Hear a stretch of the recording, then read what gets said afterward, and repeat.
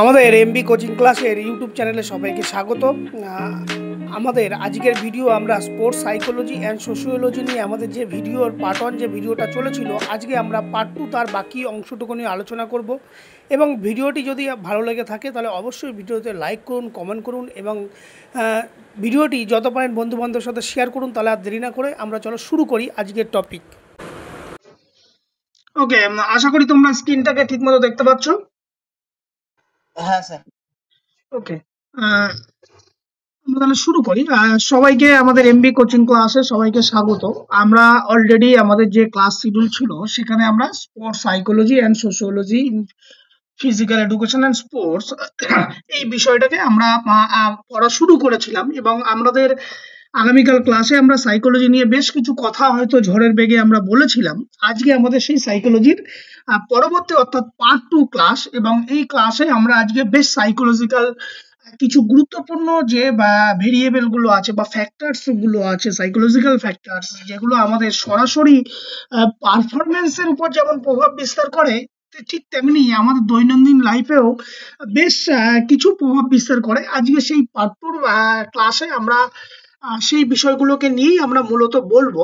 আমরা একটু সিলেবাসটা যদি দেখে নিই, যে আগামীকালের ক্লাসে আমরা psychology, learning, transfer of learning, personality, attention, interest, instinct, emotion, growth, development, ঠিক এই পর্যন্ত আমরা কভার করতে পেরেছিলাম আগামীকালের 2 ঘন্টা উপরে ক্লাসে। আজকে আমাদের টার্গেট আছে anxiety, stress, motivation, aggression in physical education, sports, সেই সাথে কিছু এমসিকিউ। তারপরে যদি সম্ভব হয় আমরা বাকি অংশটুকু সোশিওলজির যে পার্টটা আছে সেই পার্টটাকেও আমরা কমপ্লিট করব। তাহলে আমরা কথা না বাড়িয়ে আমরা সরাসরি চলে যাই আমাদের প্রেজেন্টেশনে এবং আমরা সেখান থেকে শুরু করি।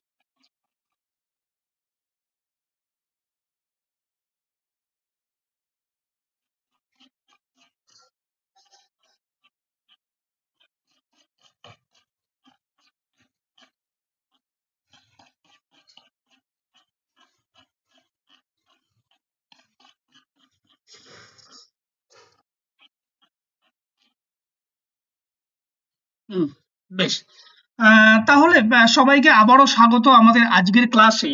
আজকে আমাদের ক্লাসে আমরা খুব আজকে গুরুত্বপূর্ণ বিষয়গুলোকে নিয়ে আলোচনা করব এবং এমন একটি গুরুত্বপূর্ণ বিষয় নিয়ে আলোচনা করব যেটা হচ্ছে স্ট্রেস বা চাপ, যাকে আমরা বলি। এখন এটা শুরু করার আগে এই স্ট্রেস বা চাপ সম্পর্কে কতগুলো কথা আগে আমি তোমাদেরকে বলে নিই। যে স্ট্রেস বা চাপ, এটি শুধুমাত্র আমাদের খেলাধুলার জগতেই নয়, এটা আমাদের দৈনন্দিন জীবনেও মানে স্ট্রেস একটা বড় ফ্যাক্টর। মানে আজকের ক্লাসে সেই স্ট্রেস নিয়ে আমরা স্ট্রেসের কারণ কি, স্ট্রেসটা কি, স্ট্রেসের কারণ, স্ট্রেসের ধরন এবং স্ট্রেসের লক্ষণগুলো কি কি এবং কিভাবে স্ট্রেস এই খেলোয়াড়দের পারফরমেন্সের উপর প্রভাব ফেলছে, সেগুলো নিয়েই আমরা মূলত আজকে স্ট্রেস সম্পর্কে কথা বলবো। তাহলে আমরা শুরু করি। আমরা স্ট্রেস বলতে কি বুঝি? প্রথমেই আমরা বলবো যে স্ট্রেস হলো এমন এক ধরনের শারীরিক ও মানসিক অবস্থা। স্ট্রেস কি? আমাদের ফিজিক্যাল এবং মেন্টাল এক প্রকার অবস্থা। যখন ঘটে তখন কি হয়, আমাদের মধ্যে একজন বাহ্যিক একটা চাপ বা একটা চ্যালেঞ্জ বা একটা হুমকির মুখোমুখি হতে হয়, এবং সেই যে চ্যালেঞ্জ বা সেই যে চাপ সেইগুলোকে আমরা সামলাতে গেলে খুব অসুবিধা অনুভব করি আমাদের মধ্যে। যেমন ধরো আমরা কোনো ক্রিয়া পারফরমেন্স বা কোনো একটা এক্সাম বা কোনো একটা গুরুত্বপূর্ণ ম্যাচের আগে আমরা সাধারণত কি হয়, নার্ভাস হয়ে পড়ি, যার ফলে অনেক সময় কি হয়, আমাদের হাত পা থেকে ঘাম হয়, আমাদের হাত পা কাঁপতে শুরু করে, যার ফলে আমাদের মনোযোগ কমে থাকে ইত্যাদি সময়গুলো আমরা একটা ভেতর থেকে একটা আভ্যন্তরীণ স্ট্রেস, একটা চাপ, প্রেশার ফিল করি, সেটা নিয়ে একটা আমাদের শরীরের ভেতরে একটা উত্তেজনা তৈরি হয়। হ্যাঁ, এবং কখন কখন এগুলো মূলত সাধারণত ঘটে থাকে যে কোনো একটা প্রতিযোগিতা ঠিক আগে আমাদের হতে পারে। হ্যাঁ, কিছু আমাদের সীমাবদ্ধতা, আমাদের কিছু লিমিটেশনের কারণে হতে পারে। আমরা ভেবে নিই যে দর্শক, মাঠে প্রচুর দর্শক, সেই দর্শকদের কিছু প্রত্যাশা থেকে হতে পারে। আমাদের সেই ম্যাচে আমরা সিলেকশন হব কি হব না তার একটা প্রত্যাশা থেকে হতে পারে। ইনজুরি বা আঘাত পাওয়ার প্রবণতা থেকে হতে পারে। আবার কোচ বা আমাদের পরিবারের আমাদের প্রতি যে প্রত্যাশা, আশা আছে, অনেক সময় তার উপর ভিত্তি করে কিন্তু এই স্ট্রেস বা চাপ হতে পারে। এখন আমরা যদি দেখি এখানে কি লেখা আছে, যে stress is a physical, mental or emotional response of the body. তার মানে কি, স্ট্রেস বা চাপ হলো এমন একটি প্রতিক্রিয়া টু ডিমান্ড অর চেঞ্জ, যেটা আমাদের কি করছে, একটা চাহিদা এবং পরিবর্তন আহ, ঘটাচ্ছে। কিভাবে ঘটাচ্ছে? It occurs when individual perceive that the external demand exist their coping resource. অর্থাৎ আমরা যখন কোনো কিছুর সামর্থ্য, আমাদের যখন কোনো কিছু সামর্থ্যর বাইরে চলে যায়, তখনই আমরা কি হয়, আমরা চাপ অনুভব করি। ধরো পরীক্ষার আগে এক্সাম, আমার আগামীকাল পরীক্ষা, সেটা নিয়ে আমি যখন ভাবতে গিয়ে আমি দেখছি আমার এই বিষয়টা পড়া হয়নি, এই বিষয়টা পড়া হয়নি, তখন কি হয়, আমাদের একটা মানসিক উত্তেজনা তৈরি হয়। বা একটা গেম বা একটা পারফরমেন্সে নামার আগে আমরা সেই গেমটা সিচুয়েশনটাকে নিয়ে ভাবি যখন, তখন আমাদের মধ্যে মনে হয় যে ওই টিম, ওই প্লেয়ারটা ভালো আছে হেভি। বা আমরা যখন বাইরে বসে দেখি যে ওই প্লেয়ারটা ভালো, কালকে আমাদের ওদের সাথে ম্যাচ, তখন কি হয়, আমাদের যে ক্যাপাসিটি তার বাইরে থেকে যখন অন্য কাউকে দেখি আমাদের থেকে ভালো প্লেয়ার, তখন কি হয়, আমাদের মধ্যে একটা, আমাদের যে ক্যাপাবিলিটি তার থেকে একটা কি হয়, অনুভূতি, একটা প্রেশার ফিল হয় শরীরের ভিতর। সেই প্রেশারটাই হচ্ছে কি স্ট্রেস বা চাপ। এখানে কতগুলো ডেফিনেশন দেওয়া আছে, আমরা জাস্ট শুধু এই যদি 2 নম্বর ডেফিনেশনটা পড়ি, যে স্ট্রেস হলো একটা অবস্থা বা অনুভূতি যেটা ফিল করা যায়। কি ফিল করছি? যখন কোনো ব্যক্তি মনে করে যে তার নিজের ও সামাজিক সম্পদের চেয়ে বেশি চাহিদা। এই যে বলেছিলাম যে আমার যে বিয়ন্ড ক্যাপাসিটি, আমার থেকে ভালো অপোনেন্ট টিম অন্য কোনো প্লেয়ার আছে, হ্যাঁ, বা আমার, তখন আমি কি করব, তখন আমার শরীরের ভেতরে কি হয়, একটা মেন্টালি একটা প্রেশার তৈরি হয়। সেই প্রেশারটাকেই বলবো আমরা স্ট্রেস বা চাপ। এগুলো বিভিন্ন সময় হতে পারে, বিভিন্ন কারণের জন্য হতে পারে। এখন সেই কারণগুলোকে যদি আমরাকে দেখি, দেখো স্ট্রেসের অনেকগুলো কারণ আছে। সেই কারণগুলো আমরা যদি একটু ক্যাটাগরি ওয়াইজ ভাগ করে আমরা তোমাদেরকে রেখেছি এখানে, কারণ পরীক্ষার সময় অনেক সময় তোমাদের কাছে এমসিকিউ আসে যে ফিজিক্যাল স্ট্রেস কোনগুলো, সাইকোলজিক্যাল স্ট্রেস কোনগুলো, সোশ্যাল স্ট্রেসের কারণ কোনটি। সেরকমই দেখো এখানে আমি ভাগ করেছি, একটা হচ্ছে ফিজিক্যাল স্ট্রেস, একটা হচ্ছে সাইকোলজিক্যাল, একটা হচ্ছে সোশ্যাল অর এনভায়রনমেন্টাল, আর একটা হচ্ছে ওয়ার্ক রিলেটেড, আর একটা হচ্ছে স্পোর্টস রিলেটেড। এখন এই আমরা যদি এক এক করে আসি, ফিজিক্যাল রিলেটেড স্ট্রেস আমরা কি করে বুঝবো?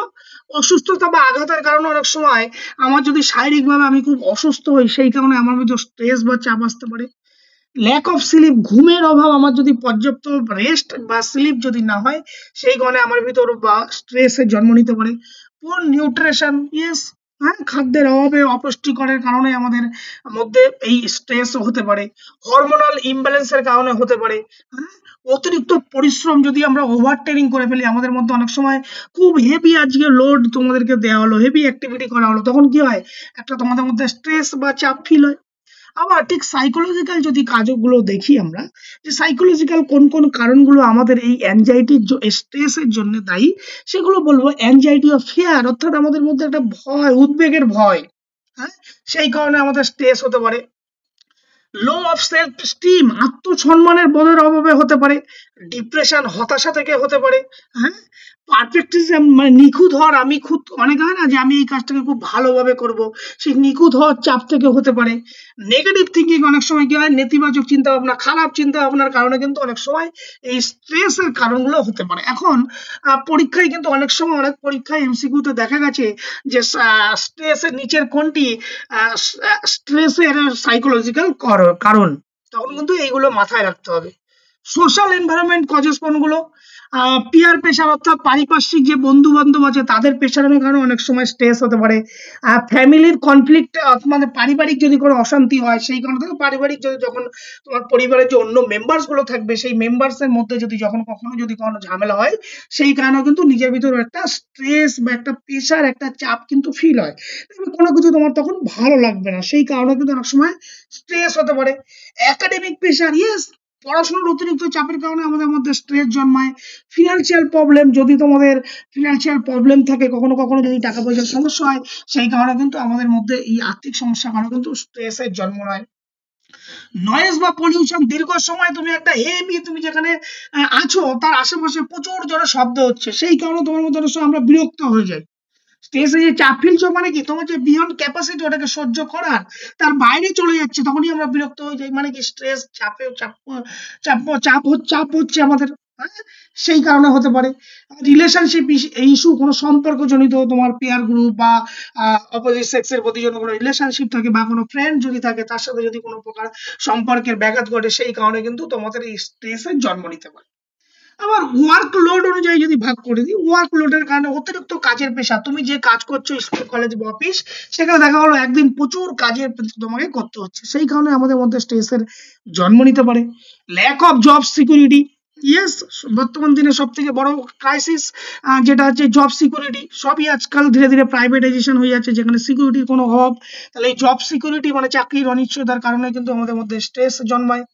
ল্যাক অফ ওয়ার্কিং আওয়ার্স, কত সময় ধরে তুমি কাজ করবে, দীর্ঘ সময় লং ডিউরেশনে তোমাকে যদি কাজ করতে হয়, একটা সময়ের পর তোমার আর কাজ করতে ভালো লাগে না। তার মানে কি তোমার যে বিয়ন্ড ক্যাপাসিটি, সেই ক্যাপাসিটি লিমিটের বাইরে চলে যাচ্ছে, সেই কারণে হতে পারে। কনফ্লিক্ট অফ ওয়ার্ক, অর্থাৎ যদি তোমার যে সহকর্মীরা আছে তাদের মধ্যে যদি কখনো কথা কাটাকাটি দ্বন্দ্ব হয়ে যায়, সেই কারণে হতে পারে।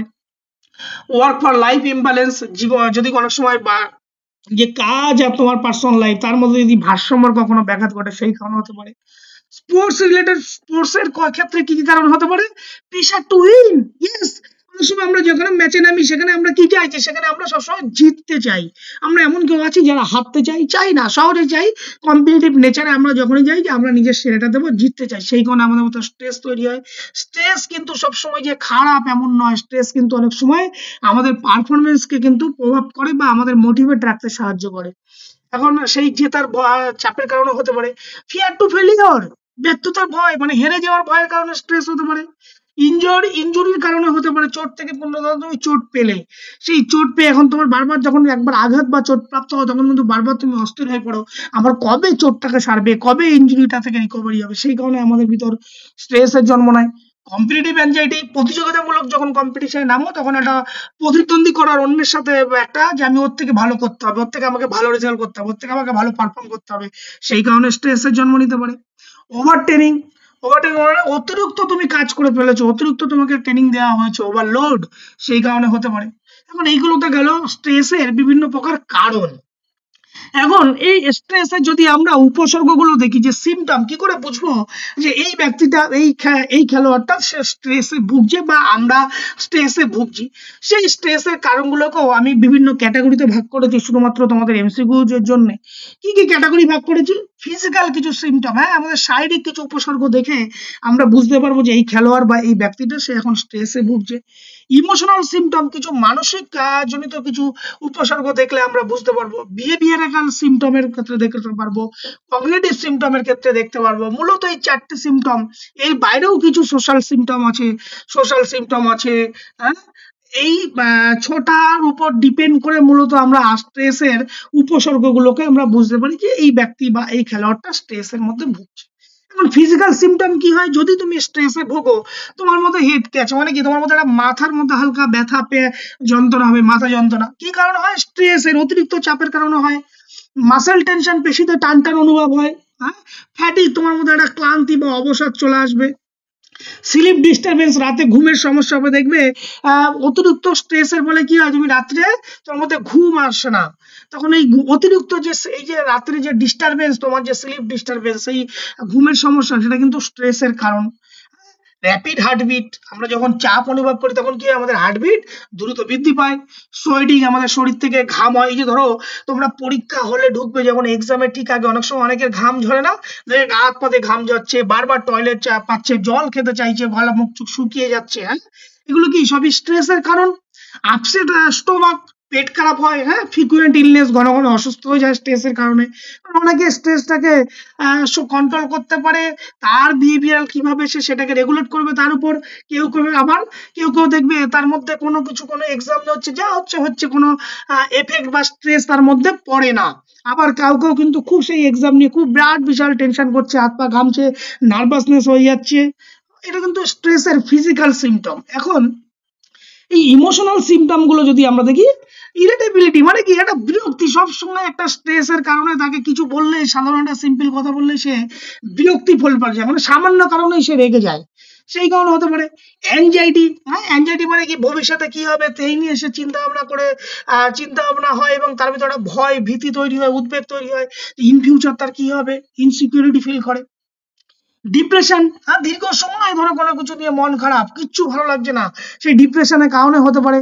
মুড সুইং, হঠাৎ করে কি স্ট্রেসের কারণে গিয়ে হঠাৎ করে তুমি একটা খুশির খবর, তুমি খুশিতে আছো, হঠাৎ করে কোনো একটা নেগেটিভ স্টিমুলাস বা নেগেটিভ কোনো খবর তোমার মধ্যে যখন আসবে, ইমিডিয়েট সাথে সাথে কি হবে, তোমার মুড সুইং হবে। এই মুড সুইং কিন্তু তোমার কি হচ্ছে, স্ট্রেসের কারণেই কিন্তু হচ্ছে। আবার ফিলিং অফ ওভারহেল্ড মানে কি চাপগ্রস্ত অনুভব করা, মানে সবকিছু তোমার হাতের বাইরে চলে যাচ্ছে। যখন আমাদের এই যে কোনো সময় যখন আমাদের দেখবে পারফরমেন্স বা আমরা যখন এক্সামের সময় যাই, ঠিক এক্সামের সময় দেখা হলো তোমার কিছু পড়া হয়নি, তুমি বারবার পরীক্ষার আগে পাটা উল্টাছো, অতিরিক্ত তুমি চাপ ফিল করছো, হ্যাঁ, সেটা হতে পারে। সেই কারণে তোমার স্ট্রেস আমরা ফিল করি। লনলিনেস মানে একাকিত্ব, হ্যাঁ, অন্যদের মাঝে আছো, সবার মাঝেও তুমি তোমাকে তোমার স্ট্রেসের কারণে কোনো একটা স্টিমুলাসে তোমাকে স্ট্রেস এমন ভাবে প্রেশার রেখেছে যে তুমি কি সবার মধ্যে থেকেও তোমাকে একা একা লাগছে। এগুলো স্ট্রেসের একটা তোমার যে ইমোশনাল সিমটম, মানসিক এই মানসিক বা আবেগজনিত উপসর্গগুলো এগুলো হতে পারে। বিহেভিয়ারাল সিমটম কি, কোনগুলো বিহেভিয়ারের আচরণ থেকে আমরা বুঝবো যে এটা স্ট্রেসের কারণ। Over over sorry over eating বা আন্ডার ইটিং, আমরা অনেক সময় কি হয় চাপের কারণে আমরা খুব বেশি, যখন আমরা কোনো কারণে হঠাৎ করে আমাদের মধ্যে খুব চাপ তৈরি হয়, হয় আমরা কি করি খুব অল্প পরিমাণে খাই, না হলে আমরা অতিরিক্ত খেয়ে ফেলি, এটা কি স্ট্রেসের কারণে হতে পারে। হুম, ইনক্রিজ দ্য সাবস্টেন্স, অ্যালকোহল বা ড্রাগ, আমরা অনেক সময় কি হয় আমরা বিভিন্ন কারণে দুঃখ পাই, হতাশ হয়, তখন কি হয় অনেক সময় আমরা নেশাগ্রস্ত হওয়ার প্রবণতা থাকে, ওটা কিন্তু ওয়ান টাইপ অফ স্ট্রেসের কারণে হয়ে থাকে।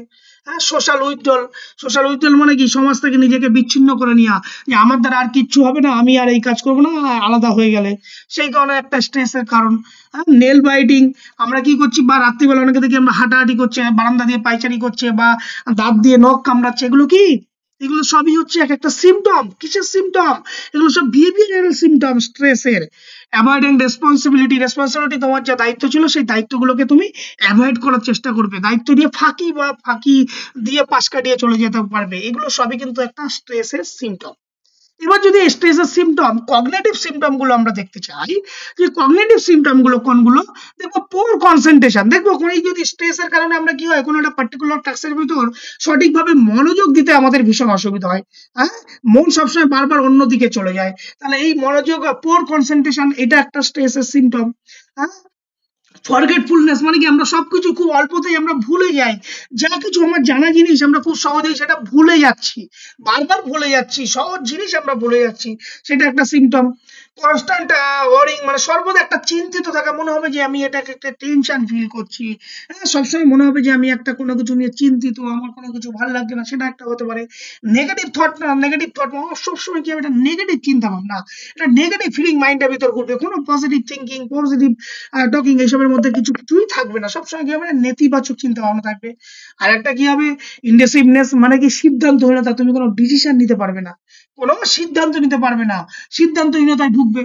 এইগুলো হচ্ছে আমাদের মূলত কগনিটিভ সিমটমের আন্ডারে পড়ে, এগুলো কিন্তু সবগুলো কিন্তু মাথায় রাখতে হবে। এর বাইরে যেটা সোশ্যাল সিমটম আছে, যে সামাজিক উপসর্গগুলো কি কি, সেখানে হচ্ছে কনফ্লিক্ট অফ রিলেশনশিপ, তোমার যদি কোনো যে সম্পর্ক, পারস্পরিক বন্ধু বা অপোজিট কোনো সেক্সের প্রতি যদি কোনো রিলেশন থাকে, তার মধ্যে যদি কখনো ঝামেলা হয়, সেটার কারণে হতে পারে। যার ফলে তুমি কি করো, আইসোলেশন, নিজেকে আলাদা করে নাও, সেটার কারণে হতে পারে। ল্যাক অফ কমিউনিকেশন, যোগাযোগের অভাব, তুমি সবার সাথে যোগাযোগ বিচ্ছিন্ন করে দিতে পারো, স্ট্রেসের কারণেই করে দিচ্ছ। অ্যাভয়েডিং সোশ্যাল ইভেন্ট, তুমি কোনো সোশ্যাল ইভেন্টে যেতে চাইছো না, সোশ্যাল ইভেন্টকে, সামাজিক অনুষ্ঠানকে তুমি মানে সেখানে সেই অনুষ্ঠানে তুমি পার্টিসিপেশনই করতে চাইছো না। কেন চাইছো না? কারণ তোমার স্ট্রেসের কারণে চাইছো না।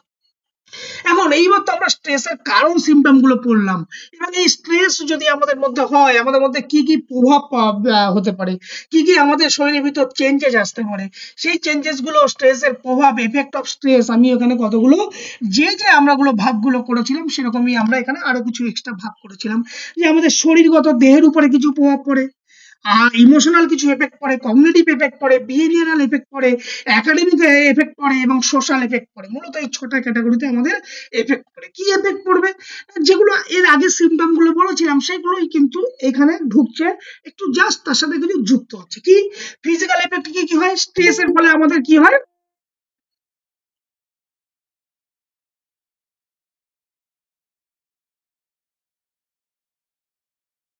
স্ট্রেসের ফলে আমাদের কি হচ্ছে, ফিজিক্যাল যে এফেক্ট গুলো আমাদের মধ্যে পড়ছে, সেই এফেক্ট গুলো কি কি, আমাদের ভিতর হৃদস্পন্দন বা রক্তচাপ বৃদ্ধি পায়। ইয়েস, আমাদের হার্টবিট বাড়ে, রক্তচাপ বৃদ্ধি পায়। আমাদের মধ্যে কি হয়, স্ট্রেসের ফলে মাথা ব্যথা করে, প্রচুর মাথা ব্যথা করে, পেশি ক্লান্তি লাগে, শরীরের ভিতরে একটা কোনো কিছুকে ভালো লাগে না, রোগ প্রতিরোধের ক্ষমতা হ্রাস পায়, হ্যাঁ, ঘুমের ব্যাঘাত ঘটে, এবং দীর্ঘস্থায়ী রোগ যেমন ডায়াবেটিস বা হার্টের রোগ বা এই ধরনের রোগের কিন্তু আমাদের সম্ভাবনা এই ফিজিক্যাল এফেক্ট বা স্ট্রেসের ফলে হয়ে থাকে। ইমোশনাল এফেক্ট কি করলে, মনোযোগের ঘাটতি, সিদ্ধান্ত নিতে সমস্যা, নেতিবাচক চিন্তা ভাবনা, স্মৃতিশক্তি ধীরে ধীরে দুর্বল হয়ে পড়ে। তাহলে এই সমস্ত কারণগুলো কিন্তু আমাদের স্ট্রেস, আমাদের মূলত আমরা যে কোনো কিছুকে নিয়ে যখন চাপ ফিল করি, স্ট্রেস ফিল করি, তার ফলে কিন্তু আমাদের শারীরগত ভাবে যেটা এবং কগনিটিভ ভাবে কিন্তু আমাদের এই প্রভাবগুলো কিন্তু আমাদের শরীরের উপর পড়ে। বিহেভিয়ারাল কি এফেক্ট পড়ে, বিহেভিয়ারাল ফলে কি হয়, আমরা খুব একাকিত্ব ফিল করি এবং অতিরিক্ত অ্যাগ্রেসিভনেস হয়ে যায়, মানে আমরা খুব রাগান্বিত হয়ে যাই যে কোনো সাধারণ সাধারণ কথায়। ঘুমের একটা অভ্যাসের পরিবর্তন ঘটে, ঘুম আসে না, আমরা বিভিন্ন সময় বিভিন্ন প্রকার নেশা দ্রব্যের প্রতি অ্যাট্রাক্ট হয়ে পড়ি এবং সমস্ত কিছু দায়িত্বকে আমরা অবহেলা করতে পারি, অবহেলা করি। কারণ ধরো দীর্ঘদিন ধরে তুমি কোনো একটা, ধরো তোমাদের এই যে যখন এখন সার্টেন এজ, তোমাদের একটা সবাই মোর দ্যান 32 33, এবং আর 2-4 বছর যদি তোমরা যদি এটা ইনসিকিউরিটি, এই যে জবের যদি ইনসিকিউরিটি ফিল করো, একটা সময় পরে দেখবে তোমার মধ্যে স্ট্রেস কিন্তু বারবার তোমাকে এমন ভাবে প্রভাব বিস্তার করছে, এই যে প্রভাবগুলো ফিল করছো, সমস্ত কিছু কিন্তু তোমার লাইফে তখন দেখবে যে এগুলোকে ঘটছে, যে আর কোনো কিছু ভালো লাগছে না, এই কোনো কাজে, সামাজিক কোনো কাজে অংশগ্রহণ করতে ইচ্ছা করবে না, আর রাতে দেখবে ঘুম আসবে না, টেনশন, আমরা কোনো কাজ নিয়ে যখন টেনশন করি, খুব চিন্তিত হয়, তখন এই সমস্যাগুলো আমাদের মধ্যে পড়ে। এবং একাডেমিক পারফরমেন্স কি হবে, একাডেমিক পারপাস, এই স্ট্রেসের ফলে আমাদের কি হয়, একাডেমিক পারফরমেন্সে আমরা খারাপ ফলাফল করি, আমরা সেখানে অ্যাটেনশন বা কনসেন্ট্রেশন কোনোটাই দিতে পারি না। আমাদের এর ফলে কি হয়, আমাদের মধ্যে ইন্টারেস্টের অভাব ঘটে, অনুপস্থিতির হার বৃদ্ধি ঘটে এবং বার্নআউট অনুভব করি। সোশ্যাল কি এফেক্ট পড়ে, সোশ্যাল এফেক্ট হচ্ছে আমাদের স্ট্রেসের ফলে কি দেখবে, আমরা স্ট্রেসের ফলে কি আমরা সাধারণত রাগান্বিত হয়ে যাই, অল্পতে রেগে যাই, এবং রেগে যখনই যাই তখন যে তোমার রিলেশনশিপ কনফ্লিক্ট, মানে আমার যে পারস্পরিক পরস্পরের সাথে যে সম্পর্ক, বন্ধু বান্ধব, তাদের মধ্যে একটা কি হয়, দ্বন্দ্ব তৈরি হয়, সামাজিক ভাবে একাকিত্ব, নিজেকে একাকিত্ব করে ফেলে, যোগাযোগের অসুবিধা হয়, কর্মকাণ্ডে যে কোনো কাজে তুমি সক্রিয় অ্যাক্টিভ ভাবে পার্টিসিপেশন তুমি করতে চাও না। এই হচ্ছে মূলত যে আমাদের স্ট্রেসের ফলে আমাদের শারীরিক যে যে ইফেক্ট গুলো হয় সেইগুলো। এখন যদি আমরা স্ট্রেস কত প্রকার, সেটা যদি আমরা একটু উদাহরণ সহযোগে দেখি, দেখো স্ট্রেস তোমরা হয়তো বিভিন্ন জায়গায় পড়বে, স্ট্রেস 2 প্রকার, স্ট্রেস 4 প্রকার, আমি এখানে অনেকগুলো ভাগে ভাগ করে দিই, 7 থেকে 8টা প্রকারে ভাগ করেছি, আর সেগুলো তোমাদের এক্সাম অনুসারে। কেন, এখানে কতগুলো নাম আছে দেখো। ইউস্ট্রেস, ইউস্ট্রেস তোমরা নিশ্চয়ই শুনবে। এই ইউস্ট্রেসের অল্টারনেটিভ নাম হচ্ছে পজিটিভ স্ট্রেস। ইউস্ট্রেস এর অল্টারনেটিভ নাম কি, পজিটিভ স্ট্রেস। পরীক্ষায় কিন্তু আসতে পারে এমসিকিউ, নিচের কোনটি ইউস্ট্রেস বা পজিটিভ স্ট্রেস বা ভালো স্ট্রেস, সেটা নাম আসতে পারে পরীক্ষা। এখন ইউস্ট্রেস বা পজিটিভ স্ট্রেস আমরা কোনটাকে বলবো, পজিটিভ মানে কি, ভালো একটা স্ট্রেস, এটা আমাদের কি করবে, আমাদের অলওয়েজ আমাদেরকে মোটিভেট করবে, কোনো কাজের প্রতি আমাদের পারফরমেন্স বৃদ্ধি করবে। যেমন ঠিক প্রতিযোগিতা, যখন কোনো কম্পিটিশন বা যখন এক্সাম আসে, সামান্য যদি স্ট্রেস আমার মধ্যে না হয়, আমি কি সেই এক্সাম নিয়ে যদি সচেতন না হই, তাহলে কি আমি এক্সাম নিয়ে পড়াশোনা করব, কম্পিটিশনের জন্য নিজেকে উপযুক্ত তৈরি করব? কখনোই করব না। তাহলে সামান্য পরিমাণ যে চাপটা ফিল হচ্ছে, সেই সামান্য পরিমাণ চাপটা কি করছে, আমাদের পারফরমেন্সকে ডেভেলপ করছে। সেই কারণে ইউস্ট্রেসকে পজিটিভ স্ট্রেস বা ভালো স্ট্রেস বলা হয়। এবং ইউস্ট্রেস যদি না থাকে, তাহলে আমাদের কিন্তু ইতিবাচক পারফরমেন্স বা কিন্তু কখনোই ভালো হবে না। সেই কথাগুলোই লেখা আছে দেখো, ইউস্ট্রেস কি করে, ইউস্ট্রেস হচ্ছে ইতিবাচক স্ট্রেস, যা ব্যক্তিকে ভালো পারফরমেন্স অনুপ্রাণিত করে। এই উদাহরণ কি, একটা গুরুত্বপূর্ণ খেলার ম্যাচের আগে সামান্য পরিমাণে উত্তেজনা অনুভব করা। আবার ডিস্ট্রেস, আমরা অল্টারনেটিভ নাম কি, ডিস্ট্রেস হচ্ছে নেগেটিভ স্ট্রেস। নেগেটিভ মিন্স খারাপ, নেতিবাচক স্ট্রেস। এটাকে কি করছে, এটা আমাদের শারীরিক এবং মানসিক দুই ভাবেই আমাদেরকে ক্ষতি করে। কারণ আমরা কোনো কিছু নিয়ে, কোনো পরীক্ষা নিয়ে বা কোনো কম্পিটিশন নিয়ে আমরা কি করি, অনেক সময় প্রচুর পরিমাণে দুশ্চিন্তা করে ফেলি। এই দুশ্চিন্তা করার ফলে কি হয়, আমাদের সময় যে বিভিন্ন প্রকার যে কম্পিটিশন বা এক্সাম পরীক্ষার ফলে আমাদের দুশ্চিন্তার কারণে বা ভয়ের কারণে আমাদের মধ্যে ভুল ভ্রান্তি হওয়ার প্রবণতা থাকে। এই কারণে একে কি বলা হয়, ক্ষতিকারক স্ট্রেস। অতিরিক্ত চিন্তা আমরা যদি করে ফেলি তখনই কি হয়, আমাদের খারাপ রেজাল্ট হয়, খারাপ পারফরমেন্স হয়। তাহলে দেখো একটা জিনিস, নেগেটিভ স্ট্রেসের অল্টারনেটিভ নাম কি, ডিস্ট্রেস, যেটা আমাদের পারফরমেন্সকে কি করছে, ক্ষতি করছে, আমাদের ভিতর অতিরিক্ত চাপ তৈরি করছে। যেমন পরীক্ষার খারাপ ফল করা নিয়ে মানসিক চাপে থাকা, কারো কারোর মধ্যে আছে যে পরীক্ষা আসলে সে অতিরিক্ত টেনশন নিয়ে ফেলে, অতিরিক্ত প্রেশার নিয়ে ফেলে, এবং অতিরিক্ত প্রেশারের কারণে সে পরীক্ষায় গিয়ে সঠিকভাবে তার পারফরমেন্সটাকে দিতে পারে না। তার ফলে তার মধ্যে কি হয়, এই ডিস্ট্রেস বা নেগেটিভ স্ট্রেসের জন্ম হয়। 3 নম্বর হচ্ছে কি, অ্যাকুরেট স্ট্রেস। অ্যাকুরেট স্ট্রেস আমরা কখন বলবো, অ্যাকুরেট স্ট্রেস হচ্ছে একদম short term stress. Short term কেন বলছি, কারণ হঠাৎ করে এই স্ট্রেসের জন্ম নেয়, কোনো একটা নির্দিষ্ট পরিস্থিতির কারণে স্ট্রেস যখন সৃষ্টি হয় তখন আমরা তাকে বলবো অ্যাকুরেট স্ট্রেস। এখন অ্যাকুরেট স্ট্রেস কি হয়, হঠাৎ করে তখন তুমি এক্সাম দিচ্ছ, পরীক্ষা হলে তোমার কলম হারিয়ে গেল, তাহলে ওই যে সিচুয়েশনটা কি হঠাৎ করে এলো, আবার তুমি কলম চারিদিকে খুঁজেই তুমি সেটাকে পেয়ে গেলে, এটা হচ্ছে যখন তাৎক্ষণিক স্ট্রেস এটাকে বলা হয়, ইমিডিয়েট স্ট্রেস একে বলা হয়, সেটা হচ্ছে অ্যাকুরেট স্ট্রেস। ক্রনিক স্ট্রেস কোনটাকে, ক্রনিক স্ট্রেস হচ্ছে দীর্ঘস্থায়ী স্ট্রেস। দীর্ঘস্থায়ী কেন বলবো, যে দীর্ঘ সময় ধরে কোনো জিনিসের সমস্যা নিয়ে তুমি চাপ অনুভব করছো, দীর্ঘদিন ধরে চলা কোনো স্ট্রেস, এই ক্রনিক স্ট্রেস কিন্তু আমাদের পক্ষে ক্ষতিকারক। কারণ দীর্ঘদিন যদি তুমি কোনো কিছু নিয়ে দুশ্চিন্তা তৈরি করো তখন কিন্তু এই স্ট্রেস কিন্তু আমাদেরকে ধীরে ধীরে ধীরে ধীরে অ্যাংজাইটিতে পরিণত করে, এবং অ্যাংজাইটি থেকে আমাদের বিভিন্ন প্রকার অ্যাংজাইটি ডিসঅর্ডারের জন্ম নেয়। এখন এই দীর্ঘদিন ধরে যে এই যে ক্রনিক স্ট্রেস এর কারণে কি হয়, আমাদের মধ্যে যে কোনো সময় কি হয়, যে নিয়মিত কোনো চাপ বা পড়াশোনার অতিরিক্ত চাপ, যার ফলে দীর্ঘদিন ধরে চলছে, এবং দীর্ঘদিন চলার পরও যখন দীর্ঘস্থায়ী কোনো সমস্যা বা দীর্ঘস্থায়ী চাপ আমাদেরকে প্রেশার করবে তখন সেটাকে আমরা বলবো ক্রনিক স্ট্রেস। এখানে আমি কি লিখেছি, দীর্ঘদিন ধরে বেকার থাকা একটা মানসিক চাপ। এরপরে আছে 5 নাম্বার, এপিসোড অ্যাকুরেট স্ট্রেস। এটা হচ্ছে পর্যায়ক্রমিক তাৎক্ষণিক স্ট্রেস। এটা কি বলছে, বারবার একটা খুব তীব্র হাই লেভেলের স্ট্রেস, হ্যাঁ, বারবার তুমি সেই স্ট্রেসটাকে ফিল করো। অনেকে আছে না, যে পরীক্ষার আগে যে কোনো পরীক্ষা আসলে সে প্রচুর পরিমাণে দুশ্চিন্তা করে, পরীক্ষা আসলে তার দুশ্চিন্তা পরিমাণ বাড়ে, তখন আমরা তাকে বলবো এই এপিসোডিক অ্যাকুরেট স্ট্রেস। আবার ফিজিক্যাল স্ট্রেস কখন বলবো, যখন অতিরিক্ত কোনো ট্রেনিং এর ফলে আমরা শারীরিক ভাবে খুব ক্লান্তি অনুভব করবো, একটানা দীর্ঘক্ষণ অনুশীলন করে যাচ্ছ, মাসেলস এর ক্লান্তি, ফ্যাটিক চলে আসছে, তখন তাকে আমরা বলবো ফিজিক্যাল স্ট্রেস।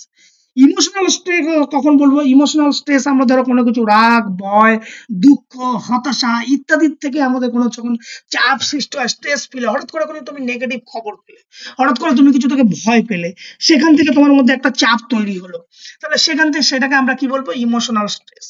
মেন্টাল স্ট্রেস বা কগনিটিভ স্ট্রেস আমরা কখন বলবো, যখন কোনো বিষয় নিয়ে, যে কোনো বিষয় নিয়ে তুমি অতিরিক্ত চিন্তা করছো, এই অতিরিক্ত চিন্তা করার ফলে তোমার যখন বিভিন্ন প্রকার ডিসিশন মেকিং এবিলিটির ক্ষেত্রে প্রবলেম তৈরি হবে, তখন তাকে আমরা বলবো কি, মেন্টাল স্ট্রেস। এনভায়রনমেন্টাল স্ট্রেস কখন বলবো, পরিবেশগত কারণে, পরিবেশের কারণে যখন তোমার মধ্যে কোনো চাপ সৃষ্টি হবে, যেমন ধরো প্রচন্ড গরম পড়েছে, প্রচন্ড ঠান্ডা পড়েছে, হ্যাঁ, বা হঠাৎ এই যে ধরো এখন ধরো গরম, বা এই এখন ধরো বৃষ্টি হচ্ছে, কন্টিনিউয়াস ডে বাই ডে বৃষ্টি হয়ে যাচ্ছে, তার মানে তুমি এই বৃষ্টির কারণে তুমি কোথাও বেরোতে পারছো না, তার ফলে তোমার ভিতরে একটা অস্থিরতা তৈরি হচ্ছে, তাকে আমরা কি বলবো, এনভায়রনমেন্টাল স্ট্রেস। আর একটা হচ্ছে টিউমেরেটিক স্ট্রেস, মানে কি আঘাতজনিত স্ট্রেস। আঘাতজনিত মানে হঠাৎ করে যদি কোনো তুমি দুর্ঘটনা বা প্রাকৃতিক কোনো দুর্যোগের কারণে হঠাৎ করে তোমার একটা অ্যাক্সিডেন্ট হলো, সেই অ্যাক্সিডেন্ট থেকে তোমার মধ্যে একটা ভয় তৈরি হলো, সেই যে দুর্যোগের বা কোনো আঘাত থেকে হঠাৎ করে সৃষ্ট হওয়া যে প্রেশার, হ্যাঁ, সেই প্রেশারটাই তোমাকে আমরা বলবো টিউমেরেটিক স্ট্রেস। যেমন দুর্ঘটনার পরে আতঙ্ক বা ঘুমের সমস্যা তৈরি হয়, বারবার আমরা স্বপ্নে দেখি, তাহলে এটা কি টিউমেরেটিক স্ট্রেস। এই হচ্ছে মূলত 10 ধরনের আমি স্ট্রেসকে ভাগ করেছি। এখন পরীক্ষায় যে কোনো একটা স্ট্রেস আসলে তোমরা বলতেই পারবে যে স্ট্রেস এটাকে কোন স্ট্রেসের আওতায় পড়ছে। এখন এই স্ট্রেসকে অ্যাজ এ ফিজিক্যাল এডুকেশনের ক্ষেত্রে যদি তুমি নিয়ন্ত্রণ না করতে পারো, আমরা কি বলেছিলাম, স্ট্রেস আমাদের ভালো, কোন ধরনের স্ট্রেস বলো, ইউ স্ট্রেস ভালো। যদি তুমি একটা খেলোয়াড়ের মধ্যে ডিস্ট্রেস চলে আসে বা ক্রনিক স্ট্রেস তার মধ্যে যদি চলে আসে, তাহলে কি তার পারফরমেন্স ডেভেলপ হবে, হবে না। তাহলে অ্যাজ এ ফিজিক্যাল এডুকেশনের ক্ষেত্রে স্ট্রেসটাকে আমাদের কি করতে হবে, কন্ট্রোল করতে হবে। এখন যদি কন্ট্রোল না করো তাহলে কি হবে, পারফরমেন্স কিন্তু তার পারফরমেন্স বাড়বে না। পারফরমেন্সকে যদি আমরা ভালো করতে চাই, খেলোয়াড়দের পারফরমেন্সকে যদি বৃদ্ধি করতে চাই, তাহলে আমাদের স্ট্রেসটাকে ম্যানেজ করা শিখতে হবে। এই ম্যানেজ করার টেকনিক গুলো কি কি, 1 নম্বর টেকনিক হচ্ছে ডিপ ব্রিদিং, ধীরে ধীরে আমাদের শ্বাস প্রশ্বাস নিতে হবে, হ্যাঁ, একবার ইনহেল করতে হবে, স্যার একবার এক্সেল করতে হবে, সেটা স্যার হ্যাঁ বলো। কনিক টেস্টটা একবার রিপিট করবেন? ইয়েস ইয়েস ইয়েস ইয়েস, কেন? ক্রনিক স্ট্রেস হচ্ছে দীর্ঘস্থায়ী স্ট্রেস। ধরো তুমি কোনো একটা বিষয় নিয়ে দীর্ঘদিন ধরে তুমি কোনো কিছু নিয়ে চাপ অনুভব করছো, সেই চাপের ফলে তোমার মধ্যে কি হচ্ছে, বিভিন্ন প্রকার কিন্তু এফেক্ট পড়ছে, সেই এফেক্টে আমরা যাচ্ছি না। ধরো কোনো একটা প্রবলেম, যে প্রবলেমটা দীর্ঘদিন ধরে কোনো কিছু সমস্যা তোমার সমাধান হচ্ছে না, দীর্ঘদিন তুমি সেই সমস্যাকে নিয়ে তুমি বহন করে নিয়ে চলে যাচ্ছ, যার ফলে কি হচ্ছে, তোমার যে কোনো কাজ স্ট্রেস, যখন তোমার দীর্ঘদিন তোমাকে একটা কোনো বিষয় নিয়ে চাপ ফিল করছো, তখন তোমার শারীরিক ওই যে স্ট্রেসের যে সিমটম গুলো বলেছিলাম বা স্ট্রেসের এফেক্ট গুলো পড়েছিলাম, সেগুলো তোমার ওই এফেক্ট গুলো পড়বে। ওই এফেক্ট গুলো যখনই তোমার শরীরের ভিতর পড়বে, কেন পড়ছে? ক্রনিক স্ট্রেস এর কারণে পড়ছে। ক্রনিক স্ট্রেসটা কি? একটা দীর্ঘমেয়াদী স্ট্রেস, লং টার্ম প্রসেস ধরে একটা জিনিস নিয়ে তোমার মধ্যে সমস্যা চলছে। এখন এই লং টার্ম ধরে কোনো যে সমস্যাটাকে চলছে, যার ফলে তোমার মধ্যে কি হচ্ছে, ফিজিক্যাল, বিহেভিয়ারাল, ইমোশনাল, কগনিটিভ সমস্ত দিকে এফেক্ট পড়ছে। স্ট্রেস তো এমন নয় যে শুধুমাত্র তোমার ফিজিক্যাল চেঞ্জেস হবে, ফিজিক্যালি এফেক্ট পড়বে, তোমার কোনো একটা পার্টিকুলার ক্যাটাগরিতে তো নিশ্চয়ই এফেক্ট পড়বে না, সমস্ত ক্যাটাগরিতে এফেক্ট পড়বে কম বেশি। এখন যার ফলে কি হবে, তোমার পারফরমেন্স খারাপ হবে। এখন এই ক্রনিক স্ট্রেস হচ্ছে একটা দীর্ঘমেয়াদী লং টার্ম প্রসেস, কোনো একটা সার্টেন জিনিসকে নিয়ে তুমি দীর্ঘদিন ধরে তুমি সেটা নিয়ে চাপ ফিল করছো। অর্থাৎ দেখা হলো এমন হতে পারে যে তুমি প্রতিদিন যে তোমাদের একটা পারিবারিক একটা প্রেশার বা ফ্যামিলি থেকে একটা প্যারেন্টাল প্রেশার থেকে আসে, যে নিয়মিত তোমাকে প্রচুর পড়াশোনা করতে হবে, এটা তোমার কন্টিনিউস দীর্ঘদিন তুমি সেটাকে খুব পরিমাণ তোমাকে পড়াশোনা করার জন্য তুমি স্ট্রেস ফিল করছো, দিনের পর দিন, মাসের কন্টিনিউয়াস চলছে, মাসের পর মাস, তখন সেই ধরনের স্ট্রেসকে আমরা ক্রনিক স্ট্রেস বলবো, যে পার্টিকুলার কোনো বিষয় যখন দীর্ঘদিন ধরে চলবে। Sir it's included in negative stress also? অবশ্যই নেগেটিভ স্ট্রেস দীর্ঘ, সেটাই তো বলছিলাম যে একটা স্ট্রেস যখন হয় তখন আমাদের এফেক্ট পড়ে, আমাদের এফেক্ট কোথায় পড়বে, ফিজিক্যাল এফেক্ট পড়বে, আমাদের বিহেভিয়ারাল এফেক্ট পড়বে, আমাদের কগনিটিভ এফেক্ট পড়বে। তাহলে এগুলো কি করবে, যখন ক্রনিক স্ট্রেস একটা লং টার্ম কোনো একটা চাপ অনুভব করছি, সেইগুলো যখনই এফেক্ট গুলো পড়বে, মানে কি আমার পারফরমেন্সকে সবসময় খারাপ দিকে নিয়ে যাবে, নিয়ে যাবে। সেই জন্য এটাকে Okay, sir. এটাকে হার্মফুল স্ট্রেস, অনেক সময় ক্ষতিকারক স্ট্রেস নামে পরিচিত, chronic stress. Clear? Okay, clear, sir. Clear, sir. Thank you. হ্যাঁ, এইবার এই যে আমরা যেটা বলছিলাম যে ডিপ ব্রিদিং, আমরা একবার ইনহেল করব, একবার এক্সেল করব, যেটা আমরা প্রাণায়াম সাধারণত আমরা ডিপ ব্রিদিং আমরাকে নিয়ে শ্বাস প্রশ্বাস, সেটার মাধ্যমে আমরা স্ট্রেসটাকে কন্ট্রোল করা যাবে। প্রোগ্রেসিভ মাসল রিল্যাক্সেশন, পেশিগুলোকে শিথিল করে অনেক সময় চাপ মুক্ত আমরা করতে পারি। হ্যাঁ, মেডিটেশন আমরা করে আমরা করতে পারি, বিভিন্ন প্রকার ফিজিক্যাল হালকা স্লো স্ট্রেচিং এক্সারসাইজ করে আমরা করতে পারি। আর কি করতে পারি, টাইম ম্যানেজমেন্ট, যদি সময়টাকে আমরা সঠিকভাবে ইউটিলাইজ করতে পারি। অনেক সময় দেখা যায় আমাদের এই সময়ের কারণে কিন্তু আমরা অনেক সময় যে অতিরিক্ত কাজ, হ্যাঁ, কাজের নির্দিষ্ট টাইমের বাইরেও আমরা লং টার্ম ধরে কাজ করছি, সেই টাইমটাকে যদি সঠিকভাবে ম্যানেজ করতে পারি, তাহলে কিন্তু আমাদের স্ট্রেস আসার সময় কম থাকবে। সোশ্যাল সাপোর্ট, অনেক সময় কি হয়, সোশ্যাল সাপোর্টের অভাবে আমাদের মধ্যে স্ট্রেস হয়, তাহলে সোশ্যাল সাপোর্ট যদি আমাদের মধ্যে ঠিক থাকে, তাহলে কিন্তু আমাদের মধ্যে স্ট্রেস আসার প্রবণতা কিন্তু অনেক সময় কম থাকবে। হবি অ্যান্ড রিক্রিয়েশন, এই হবি এবং রিক্রিয়েশন যদি আমাদের দৈনন্দিন জীবনে যদি আমরা সঠিকভাবে ইউটিলাইজ করতে পারি, তাহলে কিন্তু আমাদের কাজের পরে যদি আমরা জাস্ট একটু রিক্রিয়েশন করতে পারি, যদি আমাদের নিজেদেরকে বিনোদন যদি আমরা পাই বা পাওয়ার জন্য আমরা অনেক রকম প্রচেষ্টা করি, অনেক রকম করি, এখন এই রিক্রিয়েশনটা যদি আমরা সঠিকভাবে অ্যাক্টিভভাবে রিক্রিয়েশনটাকে করতে পারি, তাহলে কিন্তু স্ট্রেস বা আমাদের এটা মুক্ত একটা প্রবণতা থাকে। আর কি করতে পারি, অলওয়েজ পজিটিভ থিঙ্কিং করতে হবে, অ্যাডিকুয়েট স্লিপ, পর্যাপ্ত ঘুম রেস্ট নিতে হবে, হ্যাঁ, প্রপার ডায়েট করতে হবে। কারণ পুষ্টিকর খাদ্য যদি আমরা না খাই, তাহলে কি অনেক সময় আমাদের মানসিক চাপ বৃদ্ধি পায়। তাহলে এইগুলো হচ্ছে মূলত স্ট্রেস কমানোর জন্য কতগুলো টেকনিক, এটা হচ্ছে ইন জেনারেল টেকনিক। এইবার যদি আমরা ইন স্পোর্টস ফিল্ডে আমরা মূলত কিভাবে একটা খেলোয়াড়কে খুব সহজেই তাড়াতাড়ি করে স্ট্রেস গুলোকে আমরা নিয়ন্ত্রণ করবো, আমি যখন বুঝতে পারবো যে অ্যাজ এ কোচ বা as a physical education teacher, তুমি যখন দেখছো কোনো একটা ছাত্র খুব তার খেলার আগে খুব বেশি টেনশন করছে, পরীক্ষার আগে খুব টেনশন করছে, তুমি কিভাবে খুব শর্ট টার্ম পিরিয়ডের মধ্যে তুমি তাকে চেষ্টা করবে, বা তুমি তাকে দেখছো সে বারবারই পরীক্ষার আগে নার্ভাসনেস হয়ে যাচ্ছে, তাহলে তুমি তার স্ট্রেসটাকে কমানোর জন্য কিভাবে স্পোর্টস ফিল্ডে ইউটিলাইজ করবে। এক হচ্ছে ভিজুয়ালাইজেশন টেকনিক। ভিজুয়ালাইজেশন টেকনিক মানে তাকে তোমাকে মোটিভেট করতে হবে যে সে তার বিষয়টা নিয়ে, পরীক্ষাটা নিয়ে বা কালকের স্পোর্টস নিয়ে সেগুলো মেন্টালি ভিজুয়ালাইজ করুক, সেই জন্য চোখের সামনে গোটা বিষয়টাকে অনুভব ফিল করতে পারে। তার ফলে ধীরে ধীরে আমাদের স্ট্রেস কমতে পারে।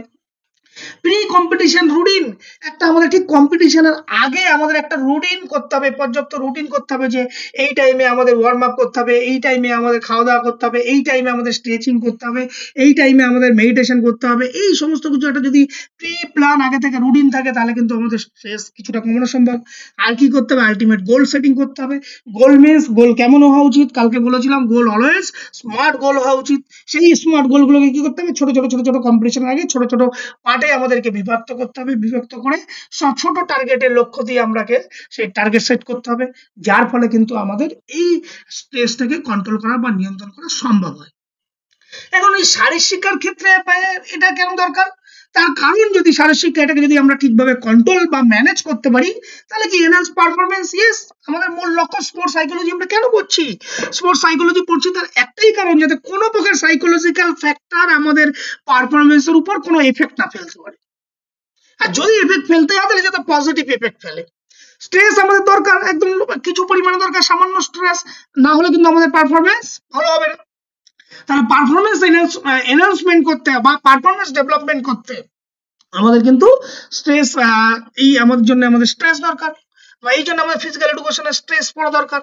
ইনজুরি প্রিভেনশন, ইয়েস, স্ট্রেস কি করে আমাদের মনোযোগ কমিয়ে, মনোযোগকে কি করে আমাদের স্ট্রেস যদি আমাদের বেশি হয় আমাদের মধ্যে অ্যাটেনশন কমতে থাকে, তাহলে এই স্ট্রেসকে যদি আমরা সঠিকভাবে ম্যানেজ করতে পারি তাহলে কি হবে? আমাদের অ্যাটেনশন সঠিক থাকবে। আর অ্যাটেনশন যদি আমাদের সঠিক থাকে তাহলে কি হবে? কনসেন্ট্রেশন, অ্যাটেনশন এই দুটো ঠিক থাকলে আমাদের চোট আঘাত পাওয়ার প্রবণতা কম থাকবে। ইমপ্রুভ আমাদের মেন্টাল হেলথ। ইয়েস, স্ট্রেস কি করবে? আমাদের সমস্ত বিষয় সম্পর্কে কি হবে? মানসিকভাবে সেকে সচেতনতা তৈরি করবে, আমাদের মধ্যে হতাশা এবং আমাদের মধ্যে যে ক্লান্তি সেগুলোকে দূর করবে। হ্যাঁ, তারপরে আমাদের মেন্টাল হেলথ ডেভেলপ হবে। হলিস্টিক হেলথ, স্ট্রেস কি করবে? আমাদের শরীরকে নিয়ন্ত্রণ করবে, যে শারীরিকভাবে, মানসিকভাবে এবং আবেগজনিত যে আমরা এফেক্ট গুলো পড়েছিলাম সেগুলোকে যদি স্ট্রেসকে আমরা ঠিকভাবে কন্ট্রোল করতে পারি তাহলে ফিজিক্যাল যে এফেক্ট, হ্যাঁ, বিহেভিয়ারাল যে এফেক্ট, কগনিটিভ যে এফেক্ট, ইমোশনাল যে এফেক্ট সেগুলোকে কন্ট্রোল করবে। কন্ট্রোল করলে কি হবে? আমাদের একটা হোলিস্টিক ডেভেলপমেন্ট বা হোলিস্টিক হেলথ ভালো থাকবে। ডেভেলপ করবে কুপিং স্কিল। কুপিং স্কিল মানে কি? যে কোনো পরিস্থিতিতে আমাদের যে চাপ, সেই চাপটাকে মোকাবিলা করার কৌশল কিন্তু আমাদের স্ট্রেস কন্ট্রোলের মাধ্যমে শেখাবে। বিল্ড করে ইমোশনাল স্টেবিলিটি। ইয়েস, আবেগজনিত স্ট্রেস, আমরা যখন খুব বেশি ইমোশন হয়ে যাই, ইমোশনটাকে যদি আমরা কন্ট্রোল না করতে পারি তাহলে কি হবে? আমাদের পারফরমেন্সের উপর প্রভাব বিস্তার করবে। তাহলে ইমোশনালটাকে আমাদের কন্ট্রোল করতে কিন্তু, স্ট্রেসটাকে যদি আমরা কন্ট্রোল করি তাহলে আমাদের ইমোশনাল ব্যালেন্স কিন্তু ঠিক থাকবে। আর কি হবে? আমাদের মধ্যে একটা স্ট্রেসের ফলে যদি আমাদের যদি পজিটিভ অ্যাটিটিউড রাখতে চাও, খুব বেশি স্ট্রেস যদি আমি স্ট্রেসে ভুগি, আমার মধ্যে পজিটিভ অ্যাটিটিউড থাকবে না, কখনোই হবে না। তাহলে স্ট্রেসটাকে আমরা যদি কন্ট্রোল করি তাহলে কি হবে? খেলোয়াড়দের মধ্যে একটা পজিটিভ অ্যাটিটিউড কিন্তু তৈরি হবে। আর useful for physical education teacher, কারণ অবশ্যই এটা ব্যাপার, যদি স্ট্রেসটাকে ঠিকভাবে বুঝতে পারে তাহলে শিক্ষার্থীদের মধ্যে বিভিন্ন প্রকার আচরণটাকে দেখে সেটাকে বুঝে তার ট্রিটমেন্ট করতে সুবিধা হবে। আর কি হবে? Stress impact for learning. Yes, stress আমাদের লার্নিং সরাসরি শিক্ষণের ক্ষেত্রে প্রভাব বিস্তার করে। কারণ স্ট্রেস যদি আমরা সঠিকভাবে কন্ট্রোল করতে পারি তাহলে আমাদের মধ্যে অ্যাটেনশন, মোটিভেশন, কনসেন্ট্রেশন বজায় থাকবে, যার ফলে আমাদের শিক্ষণটাকে খুব সহজ হবে। আর যদি আমরা সেটাকে কন্ট্রোল না করতে পারি তাহলে পদে পদে আমার শিক্ষণের বিভিন্ন বিষয় লার্নিং এর ক্ষেত্রে আমাদের বাধা আসতে পারবে। আর হচ্ছে prevent drop out in sports. অনেক সময় কি হয়? স্ট্রেসের অতিরিক্ত চাপের কারণে সেই আমরা এক্সামকে পরিত্যাগ করি বা সেই খেলাটা আমরা পারফর্ম করতে চাই না। এখন এই স্ট্রেসকে যদি আমরা কন্ট্রোল করি তাহলে কি হয়? এই ড্রপ আউট হওয়ার সম্ভাবনা থাকবে না। অনেক সময় আমরা কোনো একটা কাজ ছেড়ে পালিয়ে যাই না, বলি না যে স্যার আমার দ্বারা এটা হবে না। কেন আমরা বলছি? কারণ আমি দেখছি যে এই কাজটা নিয়ে তুমি মেন্টালি খুব প্রেশার পড়ছো, পরে তোমার আর কিছু কাজ করছো না, তোমার কিছু বুঝতে পারছো না, তখন আমরা কি সেখান থেকে পালিয়ে যাওয়ার একটা প্রবণতা তৈরি হয়। তাহলে এই স্ট্রেসকে যদি ঠিকভাবে কন্ট্রোল আমরা করতে পারি তাহলে কি হবে? তাহলে আর আমাদের মধ্যে এটা কখনো তৈরি হবে?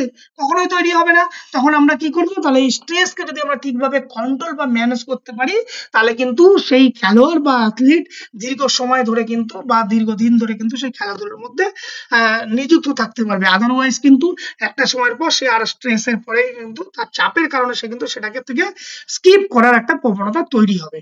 এই হচ্ছে মূলত আমাদের স্ট্রেস আমরা মূলত শেষ। এবার আমরা অ্যাংজাইটিতে পার্টে আসবো। যদি তোমাদের কোনো কোয়ারিজ থাকে স্ট্রেস সম্পর্কে। স্যার সাউন্ডটা খুব কম লাগছে, সাউন্ড কি বাড়ানো সম্ভব একটু? আমি তো অনেক জোরে কথা বলছি, ডাইরেক্ট মোবাইলে রেকর্ডিং হচ্ছে, বাকিদেরও কি তাই হচ্ছে? না স্যার, ঠিক আছে স্যার, ওকে রিজয়েন করতে বললাম তাহলে ঠিক আছে। তোমার ভলিউমটা একটু বাড়িয়ে নাও ফোনের। ওকে আর না স্যার। হলে স্যার রিজয়েন করে নিলে আবার ক্লিয়ার হয়ে হ্যাঁ, জয়েন করো। আচ্ছা বেশ, বলো স্ট্রেস থেকে এবার যদি কোনো পরীক্ষায় এমসিকিউ আছে, কোনো সমস্যা নেই তো?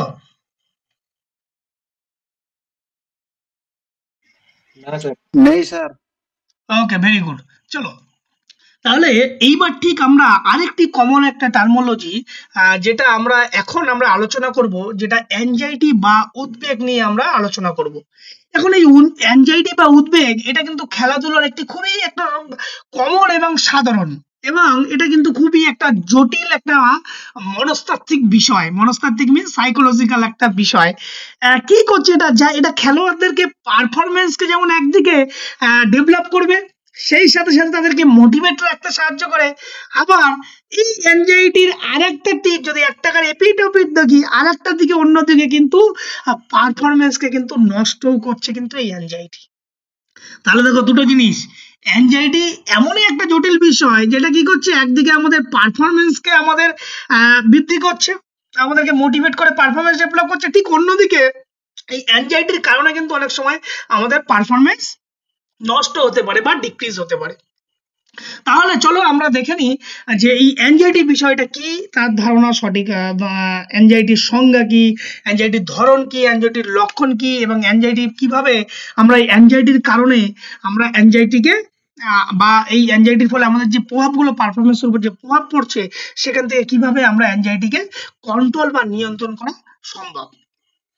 এখন সিম্পল আমরা যদি বলি যে অ্যাংজাইটি সিম্পল হলো একটা মানসিক এবং শারীরিক এক ধরনের অস্বস্তি, শারীরিক এবং মানসিক এক ধরনের অস্বস্তি বা উত্তেজনা, যেটা কি করছে, যা সাধারণত ভবিষ্যতের কোনো অনিশ্চয়তা, ভয় বা উদ্বেগ থেকে তৈরি হয়।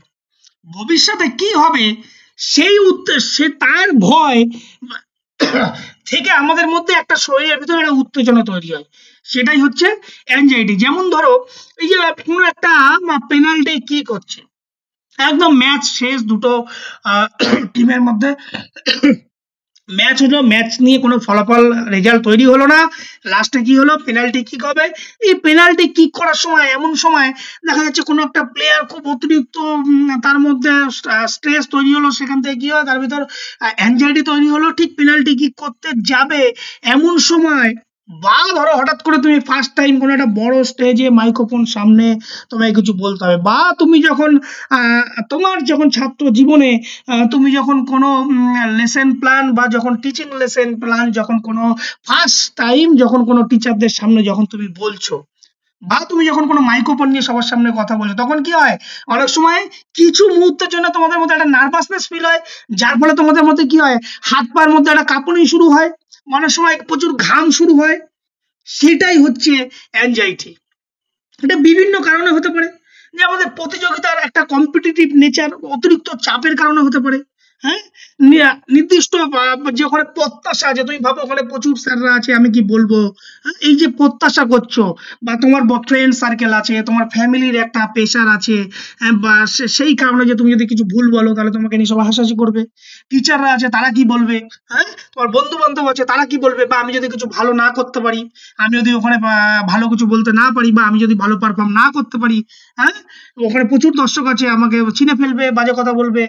তাহলে সেই ভয়ের কারণে কি হয়, আমাদের মধ্যে যে একটা অস্থিরতা তৈরি হয়, তাকেই আমরা কি বলবো, অ্যাংজাইটি বা উদ্বেগ। এখন কি লেখা আছে সেগুলো যদি দেখি, যে উদ্বেগ হলো ভবিষ্যৎ সম্পর্কে অজানা বা অশুভ কিছু ঘটনা আশঙ্কা থেকে সৃষ্ট মানসিক অস্থিরতা। ইয়েস, কি হবে ইন ফিউচার, এই যে ধরো তুমি পারফর্ম করছো, খেলতে গিয়ে তুমি কেমন পারফর্ম করছো, এটা কি ভবিষ্যৎ, এখনো তো খেলছো না, কি হবে সেইটাকে তুমি আগে থেকেই ভেবে মানসিক যে অস্থিরতা তৈরি হলো, সেই অস্থিরতাকেই আমরা কি বলবো, অ্যাংজাইটি বা উদ্বেগ। এখন এই উদ্বেগ হলো স্ট্রেসের প্রতি একটা স্বাভাবিক প্রতিক্রিয়া। ইয়েস, এটি ভবিষ্যতে কোনো অনিশ্চয়তা বা ভয়ঙ্কর পরিস্থিতি নিয়ে উদ্বেগ বা আশঙ্কার অনুভূতি, কারণ ভবিষ্যতে কি হবে তারই একটা আশঙ্কা তুমি করছো, সেই কারণে তোমার ভিতরে একটা অস্থিরতা তৈরি হচ্ছে যে আমি কম্পিটিশনে কি জয়লাভ করব, আমি কি ভালো এখানে কথা বলতে পারবো, আমি কি মাইক্রোফোন নিয়ে কি বলবো, আমি স্যারদের সামনে কি কথা বলবো, এইটা নিয়ে তুমি যে মনের ভিতর ভাবছো, ভেবে নিয়ে যে তোমার মধ্যে যে অস্থিরতা তৈরি হলো, সেই অস্থির অবস্থাকেই আমরা বলবো অ্যাংজাইটি। এটা কি বলেছে, এটি সাধারণত কোনো কঠিন পরিস্থিতির আগে ঘটে। ইয়েস, কঠিন পরিস্থিতি কোনগুলো, যেমন পরীক্ষার আগে, চাকরির ইন্টারভিউর আগে, বক্তৃতার আগে। ইয়েস, এই যে ধরো তোমরা সবাই ধরো তোমরা ধরো সাপোজ ইমাজিন করো সবাই হচ্ছে তোমরা SLST 2025 তোমরা সবাই কোয়ালিফাই, রিটেন কোয়ালিফাই, তোমরা প্রত্যেকে ইন্টারভিউতে ডাক পেয়েছো। এই ইন্টারভিউ তোমরা যখন ফেস করতে যাবে, ইন্টারভিউতে কি প্রশ্ন হয় সেই নিয়ে তোমার মানসিক ভাবে একটা অস্থিরতা তৈরি হয় না? বারবার দেখবে গলা শুকিয়ে যাচ্ছে, ঘাম হচ্ছে, বারবার মনে হবে টয়লেটে যাই, বা যে বেরিয়ে আসে তার কাছে জিজ্ঞাসা করতে যাই কি বলেছে কি বলেছে। এই যে মনের ভিতর যে মানসিক একটা অস্থিরতা তৈরি হচ্ছে, সেই অস্থিরতাকেই আমরা কি বলবো, অ্যাংজাইটি বা উদ্বেগ। এটা খুব বেশি সময়ের জন্য কিন্তু বিরাজ করে না, এটা হচ্ছে খুব সীমিত সময়, সীমিত মাত্রায় উদ্বেগ আমাদের মনোযোগ, সরি এটা আচ্ছা বলে নিই যদি এটা, যে অ্যাংজাইটি কিন্তু লং টার্ম প্রসেস না, যখনই লং টার্ম প্রসেসে যাবে তখনই কিন্তু আমাদের মধ্যে অ্যাংজাইটি ডিসঅর্ডার তৈরি হবে। সেটা আসবো কখন আমাদের অ্যাংজাইটি ডিসঅর্ডার তৈরি হবে। অ্যাংজাইটি আবার কি করছে, অ্যাংজাইটি অনেক সময় গিয়ে শর্ট টার্ম হয়ে থাকে, আবার কখনো কখনো কিছুটা লং টার্ম হয়ে থাকে, এবং যখনই অ্যাংজাইটি লং টার্ম প্রসেস দিকে যাবে তখনই আমাদের মধ্যে জন্ম নেয় অ্যাংজাইটি ডিসঅর্ডার। এখন এই যে স্বল্প মাত্রায় যদি আমাদের অ্যাংজাইটি, আবার যদি আমাদের মধ্যে যেমন স্ট্রেস আমাদের মধ্যে অল্প পরিমাণে পারফরমেন্স ভালো করে, ঠিক অ্যাংজাইটিও ঠিক তাই। অ্যাংজাইটি যদি আমাদের ভিতর অল্প মাত্রায় থাকে তাহলে আমাদের কোনো কাজের প্রতি মনোনিবেশ করতে সাহায্য করে, আমাদেরকে মোটিভেট রাখতে সাহায্য করে। কিন্তু যদি অ্যাংজাইটি আমাদের অতিরিক্ত মাত্রায় চলে যায়, হ্যাঁ, যদি অতিরিক্ত দুশ্চিন্তা করে ফেলে, অতিরিক্ত উদ্বেগ তৈরি হয়, তখনই কিন্তু আমাদের পারফরমেন্স ধীরে ধীরে ডিক্রিজ হতে থাকে। এখন এই অ্যাংজাইটির কতগুলো কারণ আছে, কি কি কারণে মূলত এই অ্যাংজাইটি গুলো আমাদের মধ্যে জন্ম নেয়, তার কারণ কি, এই কারণগুলো ঠিক এক্ষেত্রেও আমরা 5টা ক্যাটাগরিতে ভাগ করেছি। কি কি, একটা হচ্ছে সাইকোলজিক্যাল কজেস, আর একটা হচ্ছে social environmental causes, biological and genetic কারণে, মেডিকেলের কারণ মেডিকেল কজেস, আর একটা হচ্ছে স্পোর্টস স্পেসিফিক কজেস। এবার আমরা যদি এক এক করে আসি যে সাইকোলজিক্যাল কজেস বা মনস্তাত্ত্বিক কারণ কোনগুলো। দেখো, মনস্তাত্ত্বিক কারণ কোনগুলো, ফিয়ার অফ ফিলিং, ব্যর্থতার ভয়। ধরো পরীক্ষার আগে কিংবা কোনো কম্পিটিশনের আগে, নামার আগে তুমি কি করছো, তুমি ভয় পাচ্ছ যে আমি যদি কম্পিটিশনে জয়লাভ না করি, আমি যদি পরীক্ষায় ভালো রেজাল্ট না করতে পারি, আমি যদি পরীক্ষায় কিছু না লিখতে পারি, তাহলে এই যে পরীক্ষায় কি লিখতে পারছো তার ভবিষ্যৎ নিয়ে তুমি আগে থেকেই চিন্তা করছো, এই যে দুশ্চিন্তাগুলো করছো, তার ভিতর তোমার মধ্যে কি মানসিক একটা অস্থিরতা তৈরি হচ্ছে, সেই কারণে হতে পারে।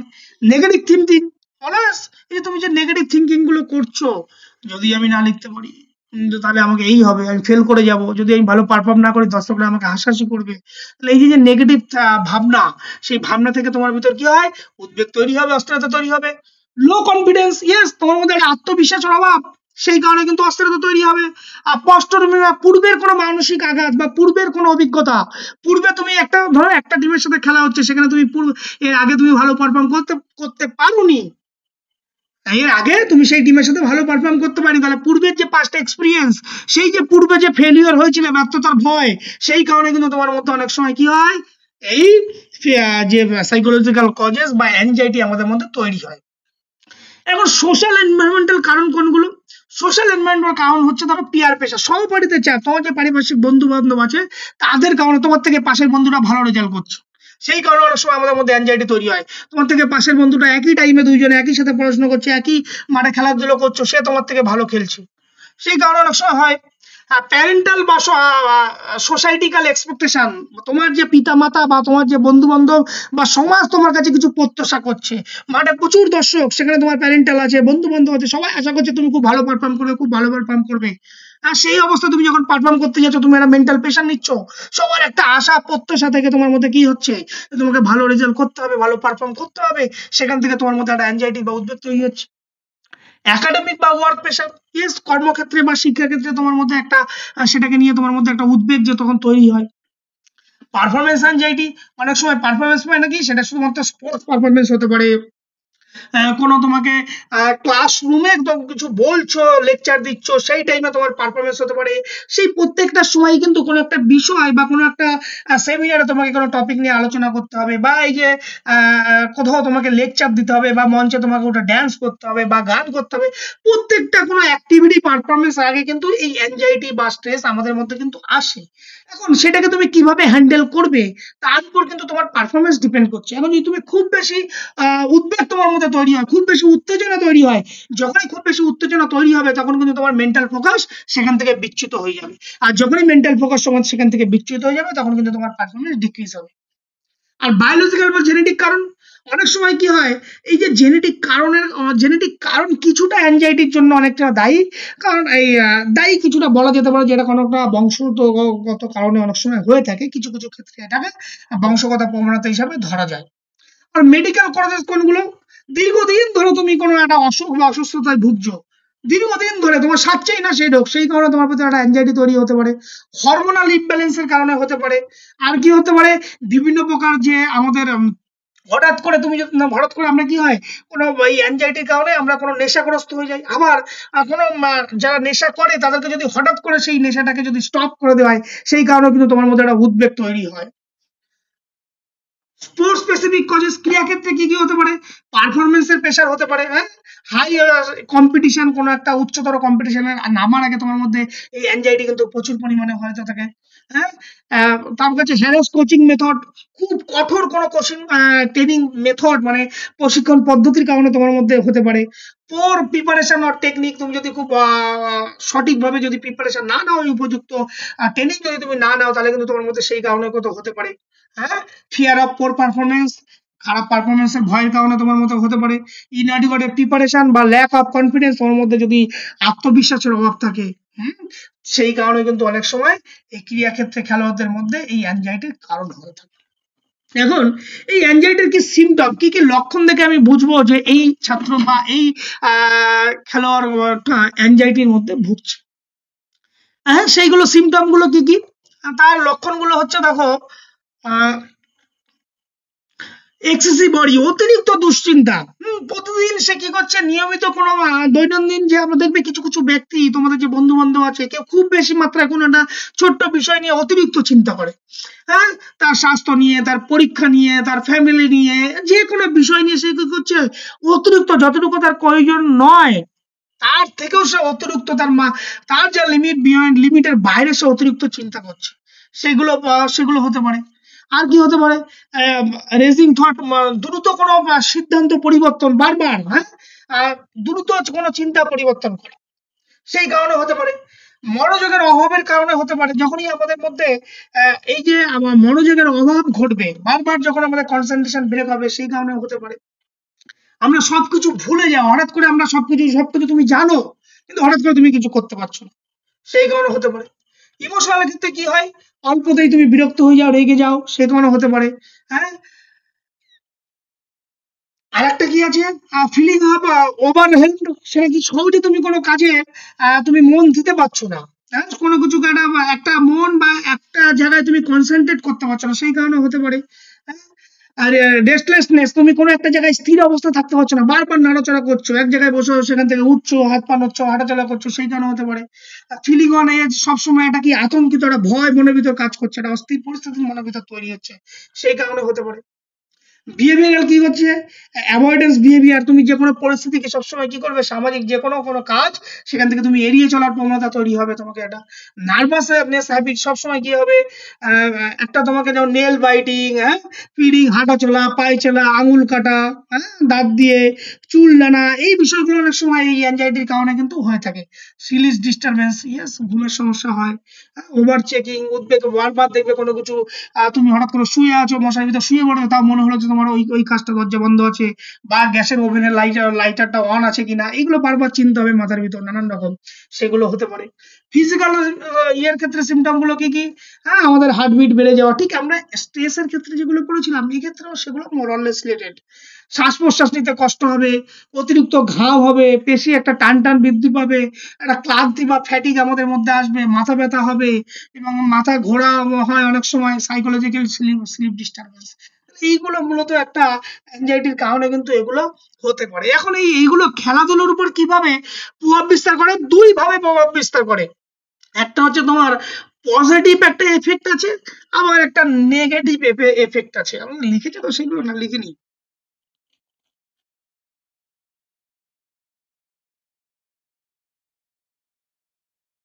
আচ্ছা, লেখা আছে পরে, বেশ ঠিক আছে।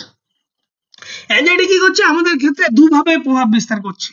একটা হচ্ছে আমাদেরকে ভালো করছে। কখন ভালো করবে? যখন আমাদের অ্যাংজাইটি লেভেলটা আমাদের যা বিয়ন্ড ক্যাপাসিটি, সেই ইন্ডিভিজুয়াল প্রত্যেকের ক্যাপাসিটি আলাদা, তাহলে প্রত্যেকের বিয়ন্ড ক্যাপাসিটি যখন অপটিমাম লেভেল থাকবে, সেই অপটিমাম লেভেলে যদি অ্যাংজাইটি থাকে তবেই কিন্তু আমাদের পারফরমেন্স ভালো হবে। যদি অপটিমাম লেভেলটাকে ক্রস করে যায় তখনই কিন্তু আমাদের পারফরমেন্স ধীরে ধীরে ডিক্রিজ হবে। এখন তাহলে আমরা সিম্পলি এখানে দেখে নিই কি কি কাজ করে। ফিজিক্যাল পারফরমেন্সের ক্ষেত্রে কি হয়? Physical performance, muscle tension, reduce concentration, পেশিতে টান পড়ায় আমাদের কি হয়? কনসেন্ট্রেশন বা কোঅর্ডিনেশন নষ্ট হয়। ইনক্রিজ হার্ট রেট, আমাদের কি হৃদস্পন্দন বাড়ে, এবং তার ফলে কি হয় আমাদের? আমরা আর্লি ফ্যাটিক, খুব তাড়াতাড়ি আমাদের মধ্যে শরীরের মধ্যে ফ্যাটিক চলে আসে। তারপরে কি হচ্ছে আমাদের? Trauma of shocking can impair fine motor skill. দ্রুত কি হচ্ছে? হাত পা আমাদের অনেক সময় কাঁপতে থাকে, সোয়েটিং আমাদের মধ্যে ঘাম হয়, এবং মাথা ঘোরে অনেক সময়, যার ফলে আমাদের এগুলো হচ্ছে আমাদের ফিজিক্যাল কতগুলো এফেক্ট সরাসরি আমাদের পড়ে। কগনিটিভ এফেক্টের মধ্যে কি হয়? আমাদের কনসেন্ট্রেশনের অভাব হয়, আমাদের বিভিন্ন প্রকার ডিসিশন মেকিং নেওয়ার ক্ষমতা আমাদের মধ্যে কমে যায়, সবসময় নেগেটিভ আমরা টক করতে চাই, নেতিবাচক সবসময় কথাবার্তা আমরা বলতে থাকি। ইমোশনাল এফেক্ট গুলো কি কি হয় আমাদের মধ্যে? সবসময় কি হয়? নার্ভাসনেস, একটা ব্যর্থতার ভয় আমাদের মধ্যে একটা কাজ করে। মুড ডিস্টারবেন্স, আমাদের বারবার মেজাজ খারাপ হয়ে যায়, যে কোনোতেই আমরা অল্পতে খুব সহজেই রেগে যাই। বিহেভিয়ারাল কি কি হয় আমাদের? যে কোনো পরিস্থিতিকে আমরা কি এড়িয়ে চলার চেষ্টা, প্রবণতা আমাদের মধ্যে তৈরি হয়। To dash the decision under pressure, যে কোনো চাপে পড়ে একটা হঠকারী সিদ্ধান্ত আমরা যে কোনো মুহূর্তে উঠপাট একটা আননেসেসারি একটা সিদ্ধান্ত নিয়ে ফেলি। স্পোর্টসম্যানশিপ আর ফ্রাস্ট্রেশন, আমাদের মধ্যে একটা হতাশাজনিত আমরা আচরণ করতে বাধ্য হই অনেক সময়। আর লং টার্ম এফেক্ট কি হয় আমাদের? কি বলছে? Decrease the self efficacy and performance consistently, আমাদের হচ্ছে আত্মদক্ষতা বা স্থায়িত্ব আমাদের কিন্তু ধীরে ধীরে কমতে থাকে, এবং এর ফলে কি হয়? মেলি টু বার্ন আউট আর কোয়াইট দ্য স্পোর্টস, মানে আমাদের সেই দীর্ঘমেয়াদী যে খেলাধুলা সেখান থেকে আমরা ছেড়ে, সেখান থেকে স্কিপ করে বেরিয়ে আসা একটা প্রবণতা আমাদের মধ্যে তৈরি হয়। এখন এই অ্যাংজাইটিরও বেশ কিছু টাইপস আছে, সেগুলো কি কি? এখানে দেখো ট্রেট অ্যাংজাইটি। এই ট্রেট অ্যাংজাইটিকে আমরা কি বলবো? ট্রেট অ্যাংজাইটিকে আমরা কি বলবো অনেক সময়? হ্যাবিচুয়াল অ্যাংজাইটি নামেও কিন্তু পরিচিত। এখন এটা ট্রেট অ্যাংজাইটিটা ডিপেন্ড করছে, এর আগের দিন আমরা বলেছিলাম যখন পার্সোনালিটি পড়িয়েছিলাম, যে প্রত্যেক মানুষের তার পার্সোনালিটি, ব্যক্তিত্ব আলাদা আলাদা। পৃথিবীতে দুটো যমজ ব্যক্তি হলো না কেন, তার মধ্যে দুজনের মধ্যে পার্সোনালিটি কখনোই এক হবে না। এখন এই যে ট্রেট অ্যাংজাইটি আমরা কখন হবে? ট্রেট অ্যাংজাইটি সাধারণত এটা ব্যক্তিত্বের পার্সোনালিটির একটা পার্ট, পার্সোনালিটির একটা অংশ। এটা কি হয়? সবসময় সামান্য বা বেশি উদ্বিগ্ন থাকার প্রবণতা, খুব যে কোনো ছোট ছোট বিষয় নিয়েই সবসময় এরা একটা উদ্বিগ্ন, এরা চিন্তিত, দুশ্চিন্তা, অনিশ্চয়তা এরা কিন্তু করে থাকে এই ট্রেট অ্যাংজাইটির মধ্যে। এবং এটা কিন্তু লং টার্ম, এটা দীর্ঘস্থায়ী, এবং এটা হচ্ছে কি পার্সোনালিটি বেস, ব্যক্তিকেন্দ্রিক হয়ে থাকে। একটা কনসিস্টেন্ট অ্যাক্রস সিচুয়েশন, যে কোনো একটা অভ্যাসের দ্বারা, মানে একটা সিচুয়েশনের পরিপ্রেক্ষিতে কিন্তু এই ট্রেট অ্যাংজাইটি গুলো হয়ে থাকে। এখানে আরো কতগুলো লেখা আছে, যে এখানে এক্সাম্পল হিসেবে দেখি, সব সময় প্রতিযোগিতার আগে দুশ্চিন্তাগ্রস্ত থাকা। এমন কোনো থাকে না তোমাদের মধ্যে? দেখবে কিছু কিছু বন্ধুরা থাকে যারা পরীক্ষা আসলে খুব বেশি দুশ্চিন্তা করে। এটা হচ্ছে তার সেই ব্যক্তিগুলো, কারণ ব্যক্তি কেন্দ্রিক সবাই কিন্তু করছে না, তাকে আমরা বলবো কি ট্রেট অ্যাংজাইটি বা হ্যাবিচুয়াল অ্যাংজাইটি। স্টেট অ্যাংজাইটি কখন বলবো? এটা হচ্ছে temporary of emotional response of specific stimuli, নির্দিষ্ট কোনো পরিস্থিতির কারণে সৃষ্টি হয় উদ্বেগ। হঠাৎ করে কোনো পরিস্থিতি এলো, হঠাৎ করে এসছে, তার মানে কি শর্ট টার্ম? তাহলে এটাকে কি বলছে? শর্ট টার্ম, এবং কোনো সিচুয়েশনের উপর বেশ করে এসছে, পরিস্থিতি নির্ভর, তখন তাকে আমরা স্টেট অ্যাংজাইটি বলবো। সেগুলো হঠাৎ করে কোনো প্রতিযোগিতা, খেলাধুলা, হঠাৎ করে তোমার খেলাধুলা, সেই প্রতিযোগিতার আগে তোমাকে হঠাৎ করে তুমি নার্ভাস হয়ে পড়ছো, তখন সেটাকে আমরা বলবো স্টেট অ্যাংজাইটি। কগনিটিভ অ্যাংজাইটি আমরা কখন বলবো? কগনিটিভ অ্যাংজাইটি হচ্ছে একটা সবসময় একটা নেতিবাচক চিন্তা, একটা ভয়, একটা আত্মবিশ্বাসের অভাব যখন আমাদের মধ্যে ঘটবে, তখন আমরা কগনিটিভ অ্যাংজাইটি বলবো। সবসময় কি একটা দুশ্চিন্তা, নেতিবাচক চিন্তা, আত্মবিশ্বাসের অভাব ইত্যাদি কারণে এগুলো ঘটে থাকে। সোমাটিক অ্যাংজাইটি কখন বলবো? যখন শরীরের উপর যখন প্রতিক্রিয়া তৈরি হবে, হ্যাঁ, যখন শারীরবৃত্তীয় কিছু দৃশ্যমান, যেটাকে শরীরের উপর যখন হার্টবিট বেড়ে যাওয়া, আমাদের ঘাম হবে, মুখ শুকনো হয়ে যাবে, পেশিতে একটা টান টান অনুভব হবে, তখন তাকে আমরা কি বলবো? Somatic anxiety. কম্পিটিটিভ অ্যাংজাইটি আমরা কখন বলবো? যখন একটা প্রতিযোগিতা ঠিক আগে যখন একটা প্রতিদ্বন্দ্বিতামূলক পরিস্থিতির সৃষ্টি হবে আমাদের মধ্যে, কি হয় যেগুলো তখন তখন আমাদের মধ্যে সাধারণত দেখা যাচ্ছে একটা বমি বমি ভাব অনেক সময় হয় আমাদের, হ্যাঁ, যেগুলো খেলা নির্ভর কোনো কম্পিটিশনের আগেই ঘটে থাকে শুধুমাত্র, তখন আমরা তাকে বলবো কম্পিটিটিভ অ্যাংজাইটি। সোশ্যাল অ্যাংজাইটি কাকে বলবো? সামাজিক কোনো চাপ, ধরো লজ্জা পাওয়া, হ্যাঁ, সমাজ থেকে এড়িয়ে চলা, বা কোনো সামাজিক কোনো কাজে নিজেকে সেখানে না যাওয়া, ইত্যাদি গুলো হচ্ছে আমাদের সোশ্যাল অ্যাংজাইটি। পারফরমেন্স অ্যাংজাইটি কখন বলবো? ঠিক পারফরমেন্স করার সময় বা পারফরমেন্স যখন চলছে এই মুহূর্তে গিয়ে অনেক সময় আমরা রেগে পেগে গিয়ে মাঠ ছেড়ে দিয়ে বেরিয়ে চলে আসি, হ্যাঁ, তখন আমরা তাকে কি বলবো? Performance anxiety. এই সাধারণত আমাদের অনেক সময় কি হয় দেখা যাচ্ছে, আমাদের কোল্ড হ্যান্ড, গা অনেক সময় ঠান্ডা হয়ে যায়, মাথা পাকাপাকি হয়ে যায়, গায়ের মধ্যে একটা কাঁপুনি আসে, এগুলোকে আমরা তখন বলবো পারফরমেন্স অ্যাংজাইটি।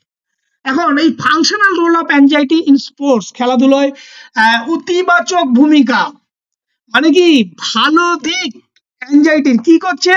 ইনক্রিজ অ্যালার্টনেস, সতর্কতা বৃদ্ধি করে, আমাদেরকে বুস্ট মোটিভেশন, আমাদেরকে উদ্দীপনা বাড়ায়। যদি আমাদের অ্যাংজাইটি থাকছে মানে কি আমার ভিতর একটা মানসিক উত্তেজনা তৈরি হচ্ছে, কিসের প্রতি উত্তেজনা তৈরি হচ্ছে? ওই কাজটা আমাকে করতে হবে, এটা আমাকে বারবার ভাবা হচ্ছে, তার মানে কি আমাকে সবসময় এটাকে তাড়িয়ে নিয়ে বেড়াচ্ছে মন ওই কাজটা করার জন্য, তার মানে কি আমার মধ্যে একটা মোটিভেশন তৈরি করছে। তার ফলে আমাদের কি করছে? ইমপ্রুভ ফোকাস, আমাদেরকে মনোযোগ বৃদ্ধি করছে, হ্যাঁ, এনহান্স করছে এনার্জি লেভেল। কেন এনার্জি লেভেল? বারবার আমাকে বডিকে মাইন্ডকে ফোকাস করছে ওই কাজটাকে করতে হবে, তার ফলে আমাদেরকে একটা এনহান্স করছে, এনার্জি লেভেলটাকে শক্তি বৃদ্ধি করছে। আর কি করছে? Facility learning and adaptation. Learning মানে কি শিখনের ক্ষেত্রে সহায়তা করছে, কারণ আমাদের মধ্যে যদি অ্যাংজাইটি থাকে তাহলে আমাদের মধ্যে অ্যাটেনশন কনসেন্ট্রেশন ডেভেলপ হবে, আর অ্যাটেনশন কনসেন্ট্রেশন যখনই ডেভেলপ হবে তখন কোনো একটা শিখনকে খুব শেখা সহজ হবে এবং যে কোনো পরিস্থিতিতে নিজেকে মানিয়ে নেওয়ার সুবিধা হবে। আর ট্রিগার করবে প্রোটেক্টিভ বিহেভিয়ার। প্রোটেক্টিভ বিহেভিয়ার মানে সতর্কমূলক, মানে কোনো খারাপ আচরণ করার আগে আমাকে সতর্ক করে দেবে। আর কি হচ্ছে? শর্ট টার্ম পারফরমেন্স বুট, এটা কি করছে? স্বল্প মেয়াদী পারফরমেন্সের উন্নতি ঘটায়। কেন স্বল্প মেয়াদী বলা হচ্ছে? কারণ অ্যাংজাইটিকে যদি আমরা কন্ট্রোল না করতে পারি ইমিডিয়েট কিন্তু আমাদের পারফরমেন্স ডিক্রিজ হয়ে যাবে।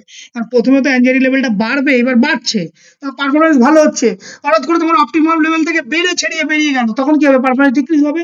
এই জন্য বলা হচ্ছে যে স্বল্প মেয়াদী পারফরমেন্সের উন্নতি ঘটে।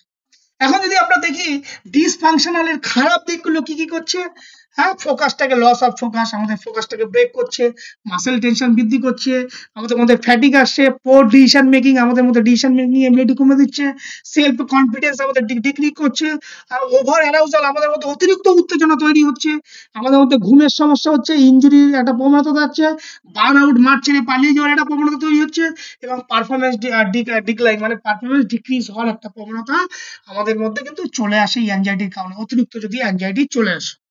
এখন প্রশ্ন হচ্ছে sir, when anxiety become a disorder, কখন আমাদের অ্যাংজাইটি আমাদের একটা উদ্বেগের কারণ বা অ্যাংজাইটি ডিসঅর্ডারে পরিণত হবে? আমরা নর্মাল অ্যাংজাইটি যদি আমরা দেখে নিই, ঠিক পরীক্ষার আগে, প্রতিযোগিতার আগে স্বাভাবিক যে উদ্দীপনা, তাকে আমরা কি বলবো? Normal anxiety. এখন ডিসঅর্ডার লেভেল অ্যাংজাইটি কখন বলবো?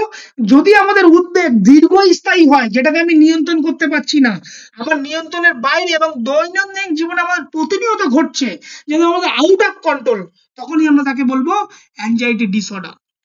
এই ডিউরেশন কখন আমরা কি করে বুঝবো? ডিউরেশন হচ্ছে 6 মান্থ আর মোর, যদি 6 মাস বা তার বেশি সময় ধরে কোনো একটা অ্যাংজাইটি আমাদের মধ্যে দীর্ঘদিন ধরে বয়ে চলে, তখন আমরা তাকে বলবো অ্যাংজাইটি ডিসঅর্ডার। তার ইনটেনসিটি কেমন হয়? তার ইনটেনসিটি হচ্ছে অত্যাধিক বেশি হয়, তার অ্যাকচুয়াল যে সিচুয়েশন, একটা যে পরিস্থিতি, তার পরিপ্রেক্ষিতে তার যে উদ্বেগ উত্তেজনা সেটা কিন্তু অনেক বেশি হবে। ইনফারেন্স কেমন? এটা হতে পারে তোমার ব্যক্তিগত, হতে পারে একাডেমিক, হতে পারে সোশ্যাল, হতে পারে আমাদের ক্রিয়া পারফরমেন্স। এর সিমটম গুলো কি কি?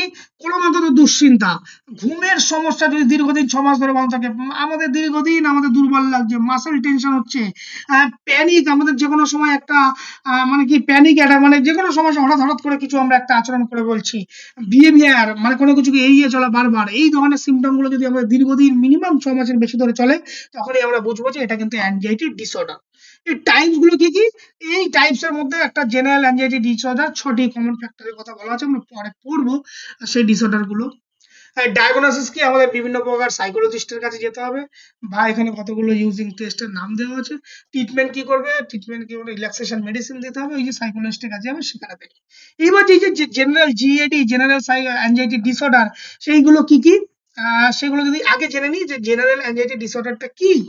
জেনারেল অ্যাংজাইটি ডিসঅর্ডারটা হলো এমন একটি মানসিক ব্যাধি যেখানে ব্যক্তি প্রতিদিনের ঘটনাবলীকে নিয়ে অতিরিক্ত দুশ্চিন্তায় ভোগে, যে সামান্য সামান্য জিনিস সেটা নিয়ে সে অতিরিক্ত দুশ্চিন্তা করছে। তার ডিউরেশন কত 6 মান্থ, এবং তার বেশি যখন পড়বে তখনই আমরা তাকে বলবো সে জেনারেল ডিসঅর্ডারের মধ্যে পড়েছে। এবং এই জেনারেল ডিসঅর্ডার অ্যাংজাইটি যে ডিসঅর্ডারের টাইপস গুলো কি কি, সেগুলো হচ্ছে দেখো জেনারেল অ্যাংজাইটি ডিসঅর্ডারের তার বিভিন্ন রকম টাইপ আছে। একটা হচ্ছে তোমার social anxiety disorder, panic disorder, performance disorder, specific phobia. Phobia মানে কোনো কিছু একটা বিষয় দেখে আমি হঠাৎ করে আটকে উঠি, ভয় পাই, নির্দিষ্ট কোনো পরিস্থিতি, সাপ দেখলে আমরা ভয় পাই, অনেক সময় কেউ আছে টিকটিকি দেখলে ভয় পায়, আশ্রয় দেখলে ভয় পায়, অতিরিক্ত উচ্চতায় হাইটে গেলে সে সেখান থেকে ভয় পায়। এই ফোবিয়া গুলো দীর্ঘদিন ধরে চলতে থাকে, তখন তাকে আমরা কি বলবো, anxiety disorder. Separation anxiety disorder, অ্যাফোবিয়া anxiety disorder, health anxiety disorder. তাহলে এগুলো কি, এই ধরনের ফ্যাক্টর গুলো যখন আমাদের লং টার্ম ধরে চলবে তখনই আমরা তাকে বলবো অ্যাংজাইটি ডিসঅর্ডার। এটাকে কি করে ম্যানেজ করবে, ঠিক একই রকম টেকনিক এর আগে আমরা যেগুলো বলেছি, ডিপ ব্রিদিং টেকনিক আমাদের ফলো করতে হবে, প্রোগ্রেসিভ মাসেল রিল্যাক্সেশন আমাদের করতে হবে, মেডিটেশন করতে হবে, পজিটিভ সেলফ টক করতে হবে, ভিজুয়ালাইজেশন করতে হবে, আমাদের ছোট ছোট গোল সেটিং করতে হবে, টাইম ম্যানেজমেন্ট করতে হবে, কগনিটিভ বিহেভিয়ারাল থেরাপি আমাদেরকে দিতে হবে, ফিজিক্যাল অ্যাক্টিভিটি বা এক্সারসাইজ করতে হবে, মিউজিক শুনতে হবে। অনেক সময় আমরা যখন দেখবে কিছু কিছু মানুষ আছে তারা খুব রেগে যায় অল্পতে, রেগে গেলে দেখবে তারা তাকে মিউজিক দিয়ে গান শোনে। আমার দেখবে মাঠে অনেক সময় হেডফোন দিয়ে গান শুনছে, সেটা মিউজিক থেরাপি দিয়ে হতে পারে। সোশ্যাল সাপোর্ট দিতে হবে, এবং ব্রিদিং টেকনিক এইগুলোর মাধ্যমে কি করতে যায়, এই অ্যাংজাইটি গুলোকে আমাদের কিন্তু নিয়ন্ত্রণ বা সেটাকে কন্ট্রোল করা সম্ভব হয়। এখন শারীরিক শিক্ষার ক্ষেত্রে গুরুত্ব কি, ভীষণ গুরুত্বপূর্ণ। কেন, কারণ এই পারফরমেন্স ম্যানেজমেন্ট, যদি পারফরমেন্সকে আমরা যদি উদ্বেগ অ্যাংজাইটি লেভেলটাকে যদি সঠিকভাবে আমরা বুঝতে পারি, তাহলে কি হবে, আমাদের মধ্যে যে সেই খেলোয়াড়ের পারফরমেন্সকে ডেভেলপ করা সম্ভব হবে। আর কি হবে, সেই মতো করে আমি কি কোচিং স্ট্র্যাটেজি আমি ঠিক করতে পারবো। আর কি করতে হবে, পিক এন্ড বার্ন আউট আর ড্রপ আউট। উদ্বেগ যদি আমরা সঠিকভাবে নিয়ন্ত্রণ করতে পারি, তাহলে কিন্তু যে কোনো খেলার মাঠ থেকে পালিয়ে যাওয়ার যে প্রবণতা, ভয়ে, সেইটা কিন্তু থাকবে না। আর কি হচ্ছে, মেন্টাল হেলথ থাকে, উদ্বেগ বুঝে থাকে, তার যে মানসিক সাপোর্ট তার মধ্যে দেওয়া যাবে, পজিটিভ লার্নিং এনভায়রনমেন্ট ডেভেলপ করা যাবে, ছাত্রছাত্রীদের মধ্যে বিল কনফিডেন্স লেভেল ডেভেলপ করা যাবে, এবং ইনজুরি প্রিভেনশন করা যাবে, এবং সবার লাস্ট তাকে হলিস্টিক ডেভেলপমেন্ট করতে সাহায্য করে। এই হচ্ছে মূলত আমাদের অ্যাংজাইটি যে ছিল তার অ্যাংজাইটির গোটা তথ্য। এবার বলো যে এখান থেকে কোনো কোয়ারিজ তোমাদের মধ্যে আছে কিনা, যদি না থাকে তাহলে আমরা পরের যে পার্ট, সেই পার্টে আমরা মোটিভেশন, সেখানে আমরা যাব। বলো, বোর লাগছে কি তোমাদের? না স্যার, ওকে। আচ্ছা ঠিক আছে। আচ্ছা বেশ, তাহলে পরের পার্ট, এই যে motivation in physical education and sports. Motivation কি, মোটিভেশন কি, দেখো মোটিভেশন নিয়ে আমরা আলোচনা করব ঠিকই, কিন্তু মোটিভেশন শুধুমাত্র আমাদের স্পোর্টস ফিল্ড বা খেলাধুলোর জগতেই নয়, বরং আমাদের প্রতিনিয়ত দৈনন্দিন জীবনে যে কোনো প্রকার কাজের বা যে কোনো প্রকার সাফল্যের মূল চাবিকাঠি হলো কিন্তু এই motivation. Without motivation any task, any work কিন্তু কখনোই সম্ভব নয়। সেই কারণে আমাদের মূল সাফল্যের চাবিকাঠি শুধুমাত্র not only sports performance, for your everyday work or everyday daily life, যে কোনো কাজের মূল সাফল্যের চাবিকাঠি হলো এই মোটিভেশন। একজন খেলোয়াড় বা একজন যত ভালোই সে ক্রীড়াবিদ হোক না কেন, তার যদি মোটিভেশন না থাকে তাহলে কিন্তু সে কখনোই একটা ভালো পারফরমেন্স করা সম্ভব নয়। এই কারণে কিন্তু মোটিভেশন ভীষণ গুরুত্বপূর্ণ। তাহলে চলো আমরা দেখে নিই মোটিভেশনটা কি, বা মোটিভেশন শব্দটা কোথা থেকে এসছে। এই যে মোটিভেশন শব্দটা, এই শব্দটা উৎপত্তি হয়েছে একটা ল্যাটিন ওয়ার্ড থেকে। তার ল্যাটিন ওয়ার্ডটা কি, মোটিভ হেয়ার বা মুভ হেয়ার। এই মোটিভেশন শব্দটা তাহলে একটা ল্যাটিন শব্দ থেকে এসছে। এই মুভ হেয়ার শব্দটার মানে হচ্ছে to move, to move, to motion or to change.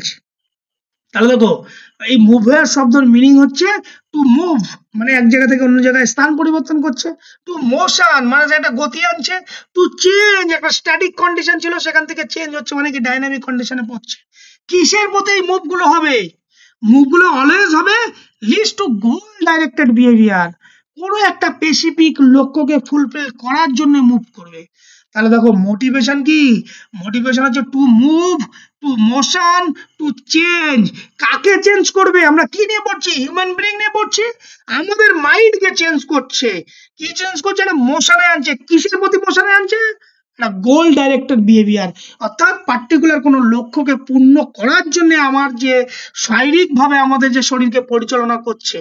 তার মানে কি একটা মোটিভেশন কি একটা ফোর্স, ইন্টারনাল ফোর্স, যে ফোর্সটা আমাকে কি করছে? তাড়িয়ে নিয়ে বেড়াচ্ছে। কিসের প্রতি তাড়াচ্ছে?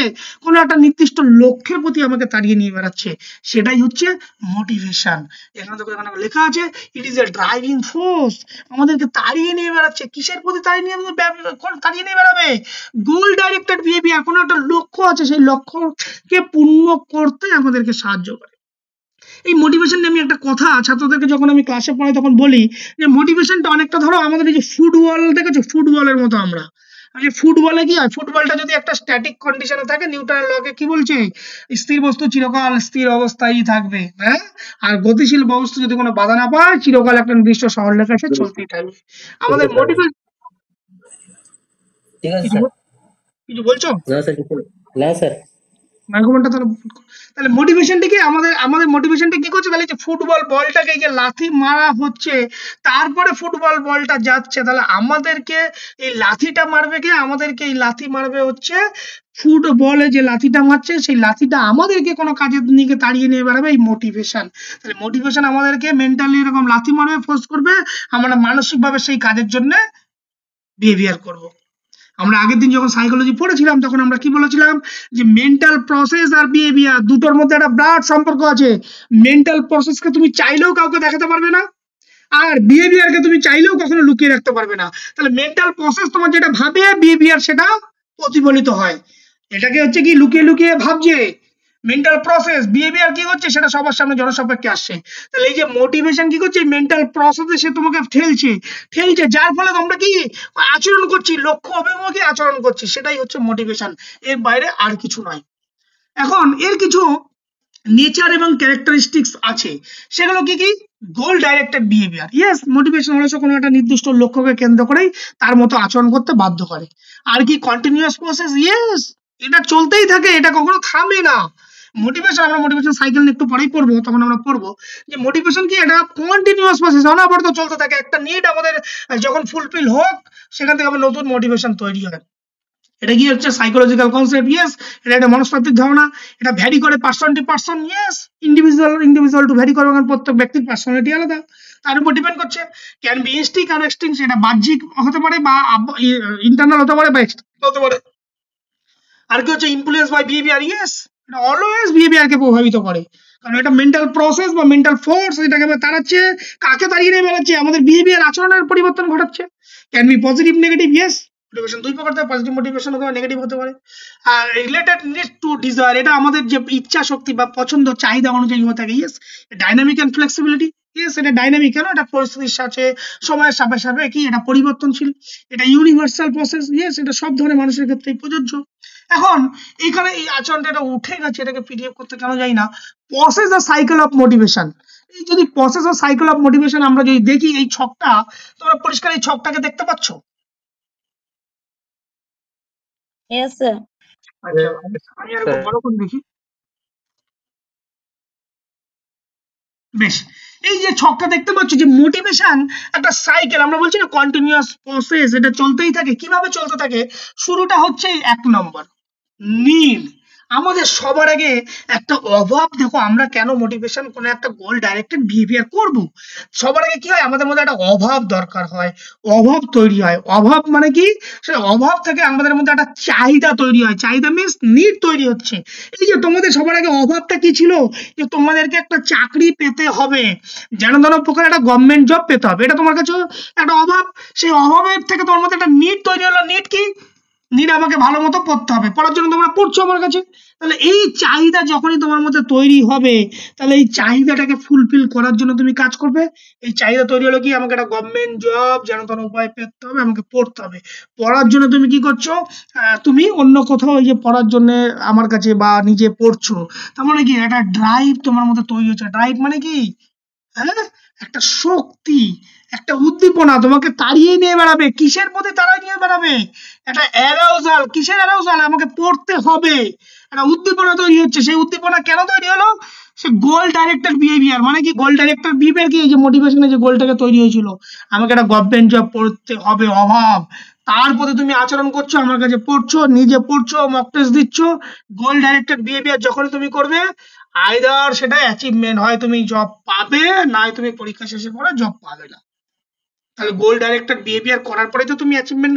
ঠিক এই যে আমরা যখন ছোটবেলায় অবাক জলপান, তোমরা যদি গল্পটাকে পড়ো, ঠিক অনেকটা ওই রকম। জলের জন্য চারিদিকে ছটফট করলো, হ্যাঁ, কোথাও জল পাই না, কোথাও জল পাই না, তারপরে একটা সময় জল পেলে সেটা কি হচ্ছে, সেই জলটা যখন যে চাহিদাটা তৈরি হয়েছিল, সেই চাহিদাটা অ্যাচিভমেন্টটা কি হলো, ফুলফিল হলো। আইদার ফুলফিল, না হলে কিন্তু তুমি যদি এইবার যদি ধরো জব যারা পাবে না, তাহলে কি হবে, এই চাহিদাটা কি এই লেভেল, যে লেভেলে উত্তেজনা তৈরি হয়েছিল সেই লেভেলে কি তুমি পড়াশোনাটা কন্টিনিউ চালিয়ে যাবে? কখনোই নয়। সাথে সাথে কি হবে, তোমার যে অ্যারাউজাল তৈরি হয়েছিল, যে ড্রাইভ যেটা তৈরি হয়েছিল, হ্যাঁ, যে ড্রাইভটা তোমাকে অ্যারাউজাল তৈরি করেছিল, সেটা কিছুটা রিডাকশন হবে, কমে যাবে। কমে গিয়ে কি হবে, আবার নতুন করে তোমাকে নতুন নিড তৈরি হবে। তাহলে এইভাবে কিন্তু মোটিভেশন একটা সাইকেল আজীবন চলতে থাকে, কন্টিনিউয়াস। একটা নিড শেষ হবে, আবার আরেকটা নিড হবে।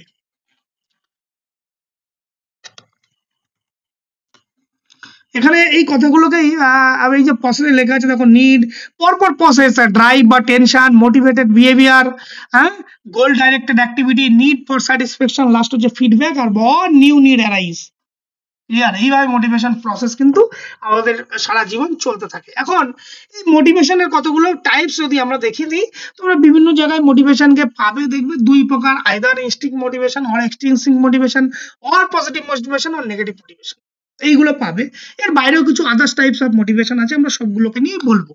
আমরা ইন্ট্রিনসিক মোটিভেশন আমরা কাকে বলবো? আভ্যন্তরীণ মোটিভেশন, যেটা ইন্টারনাল মোটিভেশন নামে পরিচিত। যখন আমরা ব্যক্তি যখন কোনো তার নিজের ইচ্ছা থেকে, নিজের ভেতর থেকে কোনো কাজ করে আনন্দ পায় বা কোনো কাজ করার জন্য উদ্ভূত হয়, তখন তাকে আমরা ইন্টারনাল মোটিভেশন বলবো। ধরো এই যে আমরা বিকেলবেলা আমাদের যে হবি, আমাদের যে শখ আছে, সেগুলো কি, কেউ আমাকে বলছে হবির জন্য আমাকে কিছু করতে? আমার হবি গান শোনা, আমার হবি বিকেলবেলা খেলাধুলা করা। তাহলে এইগুলো করার জন্য কেউ আমাকে কিন্তু ফোর্স করছে না, আমি কিন্তু কোনো কিছুর জন্য যাচ্ছি না, শুধুমাত্র যাচ্ছি নিজের সেলফ স্যাটিসফ্যাকশন, নিজের এনজয়মেন্টের জন্য কিন্তু আমি সেই কাজটাকে করছি। তখন আমরা তাকে কি বলবো? ইন্ট্রিনসিক বা ইন্টারনাল মোটিভেশন।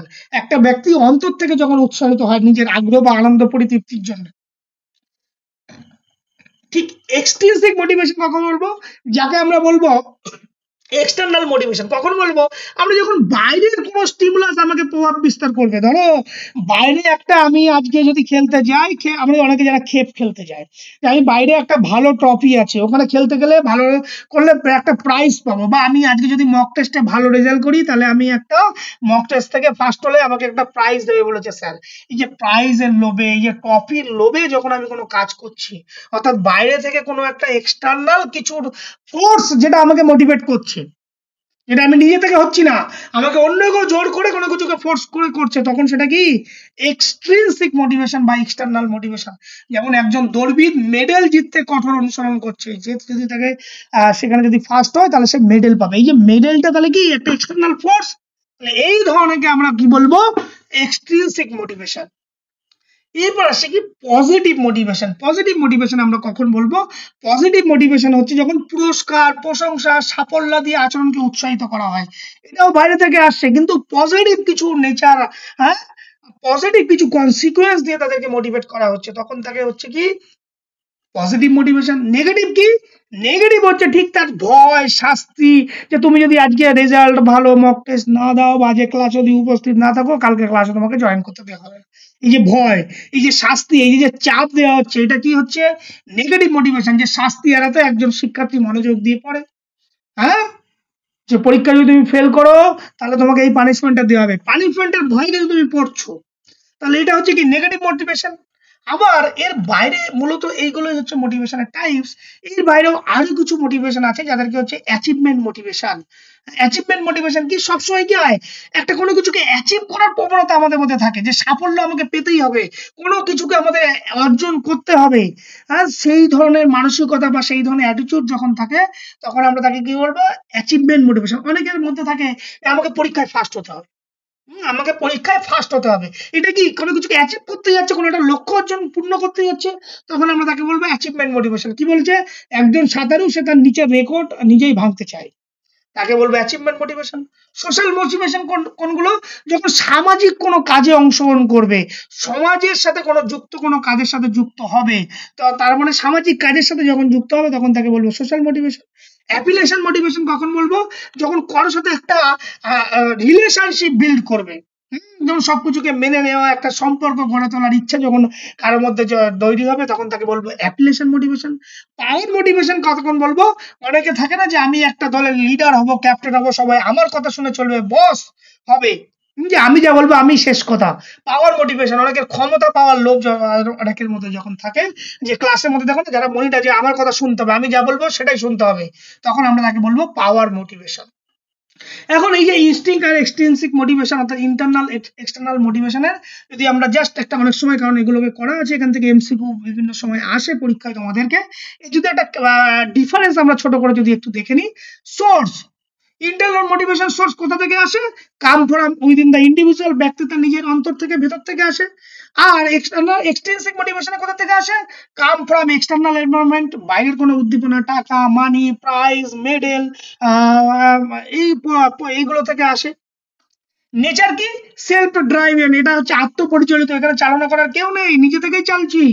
আর এক্সটার্নাল মোটিভেশন কি, বাইরের কোনো ফোর্স, ওই যে পুরস্কারের লোভে আমি খেলছি, প্রাইজের লোভে আমি খেলছি, শাস্তির ভয়ে আমি খেলছি, হ্যাঁ, এইটা হচ্ছে আমাদের কি, একটা বাইরের ফোর্স আমাকে দাঁড়িয়ে নিয়ে বেড়াচ্ছে। পারপাস কি, ব্যক্তিগত আনন্দ। আর এটা কি এক্সট্রিনসিক এর কি, বাহ্যিক পুরস্কার পাওয়ার জন্য বা স্বীকৃতি পাওয়ার জন্য। উদাহরণ কি, আনন্দের জন্য গান বাজনা, আগ্রহে পড়াশোনা। তোমার ধরো গল্পের বই পড়তে পছন্দ করো, তাই তুমি গল্পের বই পড়ছো, এটা কি তোমার শখ, শখে যখন আমরা কাজ করি। এক্সটার্নাল কি, পুরস্কার পেতে পড়াশোনা, মেডেল জিততে গেলে পড়াশোনা, প্যারেন্টাল বাবা মার ভয়ে পড়াশোনা, স্যারের ভয়ে পড়াশোনা, সেগুলো কি, সেগুলো হচ্ছে সব এক্সটার্নাল এক্সট্রিনসিক মোটিভেশনের উদাহরণ।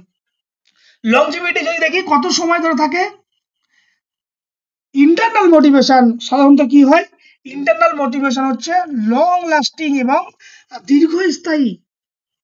কেন দীর্ঘস্থায়ী বলা হচ্ছে ইন্টারনাল মোটিভেশন, কারণ এখানে তোমাকে বাইরের কোনো ফোর্স তোমাকে আসছে না, তুমি নিজে থেকেই ফোর্স, মানে নিজের ইচ্ছা, নিজের ইন্টারেস্ট, নিজের আগ্রহ, সমস্ত কিছু নিজে থেকেই তৈরি হচ্ছে, এই জন্য এটা লং টার্ম, একটা দীর্ঘস্থায়ী, টেকসই। আর এক্সটার্নাল মোটিভেশনের ক্ষেত্রে কি হবে, কারণ এটা স্বল্পস্থায়ী, ক্ষণস্থায়ী, যখনই তুমি এই প্রাইজটা জিতবে তোমার মোটিভেশনটা ওখানেই রিডিউস হয়ে যাবে, তোমার মোটিভেশনটা ওখানেই হারিয়ে যাবে, এই জন্য বলছে শর্ট টার্ম। আর কি বলছে, এফেক্ট অফ লার্নিং, শিখানোর উপর কি প্রভাব পড়ে, শিখানোর উপর ডিপ লার্নিং এবং ইন্টারেস্ট, গভীরভাবে শেখার আগ্রহ জন্মায়। আর এক্ষেত্রে মূল লক্ষ্য থাকে কি, সেই বাইরের এক্সটার্নাল ফোর্স, এক্ষেত্রে শেখার আগ্রহ থেকে লক্ষ্য পূরণের আগ্রহ বেশি থাকে। কন্ট্রোল, এখানে কন্ট্রোল বাই সেলফ, নিজের দ্বারা নিজে পরিচালিত, এখানে কি হয়, কন্ট্রোল বাই আদার, অন্য কিছু ফোর্স আমাকে পরিচালিত করছে। এই হলো মূলত ইন্টারনাল বা ইন্ট্রিনসিক আর এক্সট্রিনসিক মোটিভেশনের মধ্যে একটা ছোট্ট কম্পারিজন। এখন এই টেকনিক কি করে এই মোটিভেশনকে ইমপ্রুভমেন্ট করা যাবে, তার কিছু টেকনিক আছে। কারণ আমরা প্রথমেই বলেছিলাম যে মোটিভেশন হচ্ছে আমাদের যে কোনো সাফল্যের চাবিকাঠি, তাহলে একে আমাদের কি করতে হবে, একে তো আমাদের কন্ট্রোল করা জায়গা না, একে আমাদের ডেভেলপ করতে হবে। যত ভালো ডেভেলপ করব তত ভালো করে আমাদের সে কোনো কাজে সাফল্য আমরা পেতে পারবো। তাহলে কি করতে, ফার্স্ট আমাদের গোল সেটিং করতে হবে, সুনির্দিষ্ট কোনো লক্ষ্য স্থির করতে হবে। এই লক্ষ্য যদি আমরা সঠিকভাবে স্থির করি, তার মানে কি করব, গোল কেমন ভাবে সেট করব, স্মার্ট গোল সেট করব। SMART, S for specific, M for measurable, A for attainable, R for realistic, T for time bound, এই সমস্ত গুলো মেনটেন করে কিন্তু আমাদের গোল সেট আপ করতে হবে, তবেই কিন্তু আমাদের মোটিভেশন ডেভেলপ হবে। আর কি করতে হবে, পজিটিভ রিইনফোর্সমেন্ট, ইয়েস, অলওয়েজ কি করতে হবে, পুরস্কার, প্রশংসা, উৎসাহ, এগুলোকে দিতে হবে, যার মধ্যে যাতে তার মধ্যে একটা ইন্টারনাল মোটিভেশন জন্মাতে পারে, যে একটা ভালো প্রশংসা করলে সেই কাজটা করার প্রবণতা কি হয়, বারবার থাকে। আমরা যখন কোনো কিছু ভয়ে করি, যখন সেই ভয়টা আমাদের কাছে আর থাকবে না, তখন কিন্তু আমরা সেই কাজটা করি না। আর যখন আমরা প্রশংসা করে কেউ যখন, তখন কিন্তু আমরা মানসিকভাবে খুব খুশি হই, তখন কি হয়, সেই কাজটা আমাদের বারবার করাটা প্রবণতা তৈরি হয়। ফিডব্যাক এন্ড ইভ্যালুয়েশন, ইয়েস, নিয়মিত কি করতে হবে, আমাদের ফিডব্যাক নিতে হবে এবং সেটাকে মূল্যায়ন করতে হবে, সেখানে যে ভুল ভ্রান্তি গুলো থাকবে সেগুলো সংশোধন করে দিতে হবে, না হলে কিন্তু পেছনে বেশি দিন থাকবে না। টিম কোহেশন, দলগত একটা সম্মিলিত একটা শক্তি, একটা প্রেরণা, একটা মনোবল তার মধ্যে তৈরি করতে হবে। আর কি তবে রোল মডেল, একজন মেন্টর তৈরি করতে হবে, যে একজন অনুপ্রেরণা। আমরা বলি না যে কাউকে সবসময় অনুকরণ করতে, ইমিটেশন করতে টিচিং মেথডের, এক্ষেত্রে মোটিভেশন মানে কি কোনো একজন ভালো কাউকে একটা অনুকরণ করতে, তার মতো করে সমস্ত কিছু করার জন্য বলতে হবে।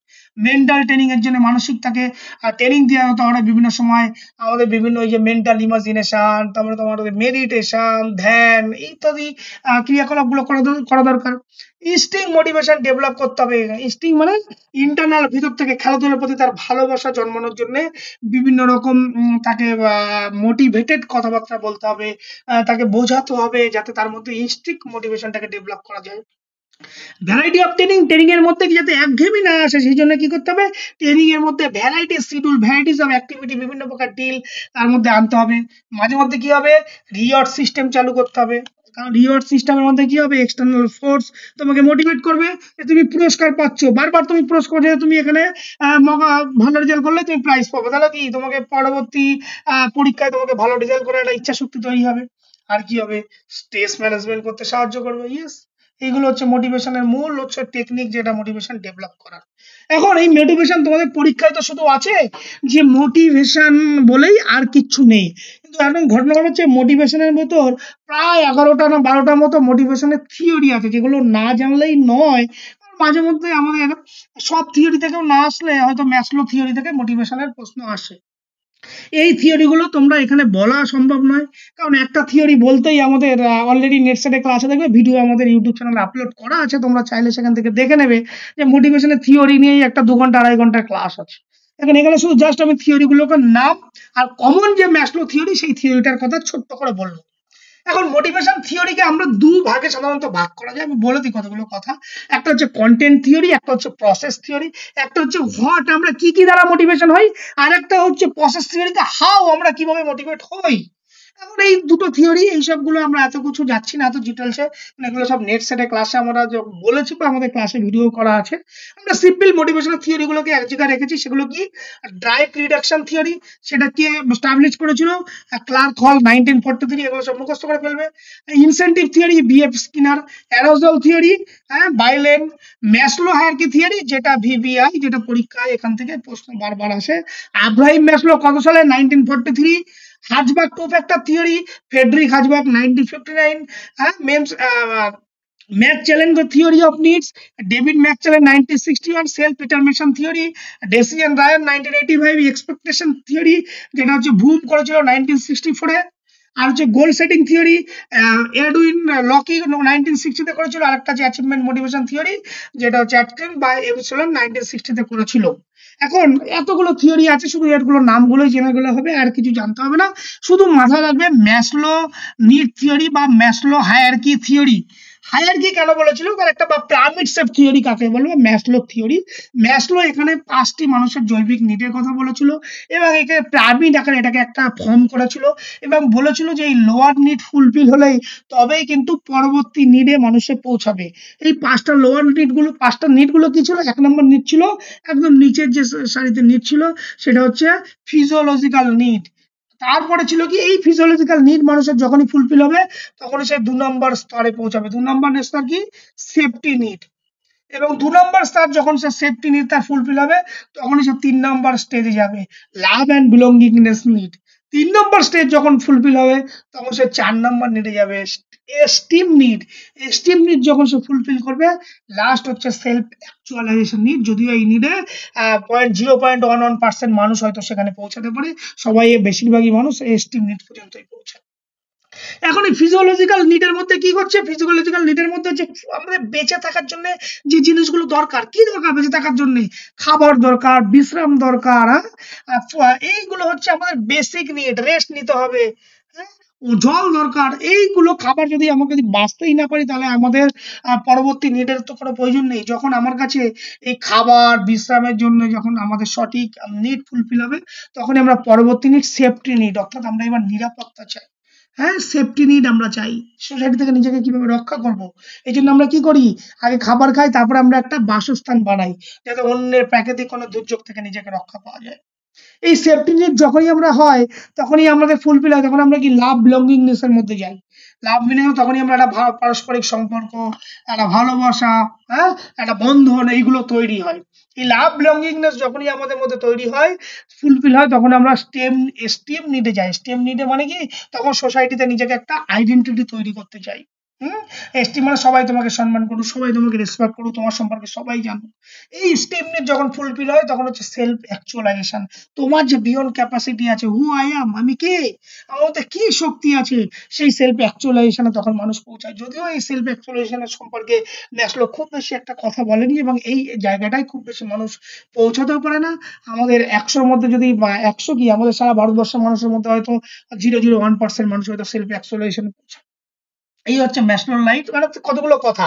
ম্যাসলো থিওরি কে আবিষ্কার করেছিল? Applied Maslow 1943। এখানে কি বলেছিল? একে পিরামিড থিওরি অনেক সময় বলা হয়, বা নিট থিওরি বলা হয়, বা একে হায়ারকি থিওরি বলা হয়। কতগুলো নাম দেখো এখানে। কটি কথা বলেছিল? 5টি বা নিটের কথা বলেছিল। 5টি নিটের নাম কি? 1 নম্বর নিট হচ্ছে, এগুলো কিন্তু সিকোয়েন্স অনুযায়ী পরপর, কোনটা ব্রেক করলে হবে না। 1 নম্বর নিট হচ্ছে ফিজিওলজিক্যাল, 2 নম্বর সেফটি, 3 নম্বর লাভ এন্ড বিলঙ্গিংনেস, 4 নম্বর হচ্ছে স্টেম নিড, 5 নম্বর হচ্ছে সেলফ অ্যাকচুয়ালাইজেশন নিড। হয়তো এমসিকিউ আসতে পারে যে ম্যাসলোর একদম টপ নিড কোনটা, সেটা কি সেলফ অ্যাকচুয়ালাইজেশন, বা একদম লোয়ার নিড কোনটা, ফিজিওলজিক্যাল নিড। ফিজিওলজিক্যাল নিডের মধ্যে নিচের কোনটি পড়ে? আসতেই পারে প্রশ্ন। এখন এই শারীর শিক্ষার ক্ষেত্রে আমরা অলরেডি বুঝে গেছি যে মোটিভেশন কেন দরকার বা কি জন্য দরকার। এখন শারীর শিক্ষার ক্ষেত্রে কি দরকার, তবু একবার বাড়াই। পারফরমেন্স এনহান্সমেন্ট করতে পারে, আর প্রমোট কনসিস্টেন্সি আর ডিসিপ্লিন, নিয়মিত অনুসরণ এবং শৃঙ্খলা রক্ষা করে, এনকারেজ গোল সেটিং এন্ড অ্যাচিভমেন্টে রক্ষা করে, হ্যাঁ, বিল্ড কনফিডেন্স এবং সেলফ এস্টিম, আত্মবিশ্বাস এবং আত্মসম্মান গঠনে সাহায্য করে, improve learning skill and acquisition, নতুন কৌশল এবং জ্ঞান অর্জনে সাহায্য করে, reduce drop out rates in sports, ক্রীড়া ক্ষেত্র থেকে পালিয়ে যাওয়ার যে প্রবণতা, কোনো টাস্ক থেকে যে ছেড়ে যাওয়া, সেখান থেকে রিডিউস করতে সাহায্য করে, হেল্প কোপ অফ ফ্যাটিক অ্যান্ড দ্য সিটব্যাক, অর্থাৎ ব্যর্থতা বা প্রতিদ্বন্দ্বিতা মোকাবিলা করার শক্তি ডেভেলপ করে, প্রমোট করে কি পজিটিভ অ্যাটিটিউড বা পোস্টম্যানশিপ ডেভেলপ করতে সাহায্য করে, টিম স্পিরিট এবং কোঅপারেশন, পরস্পরের মধ্যে একটা সহযোগিতাপূর্ণ মনোভাব তৈরি করতে সাহায্য করে, আর long participation and career in sports, ক্রীড়াকে পেশাদারিত্ব হিসাবে ব্যবহার করার জন্য সাহায্য করে। এই হলো মূলত মোটিভেশন। এবার বলো তোমাদের কোনো কোয়েরিজ আছে কিনা, না থাকলে আমাদের লাস্ট টপিক যেটা আছে সেটা হচ্ছে অ্যাগ্রেশন।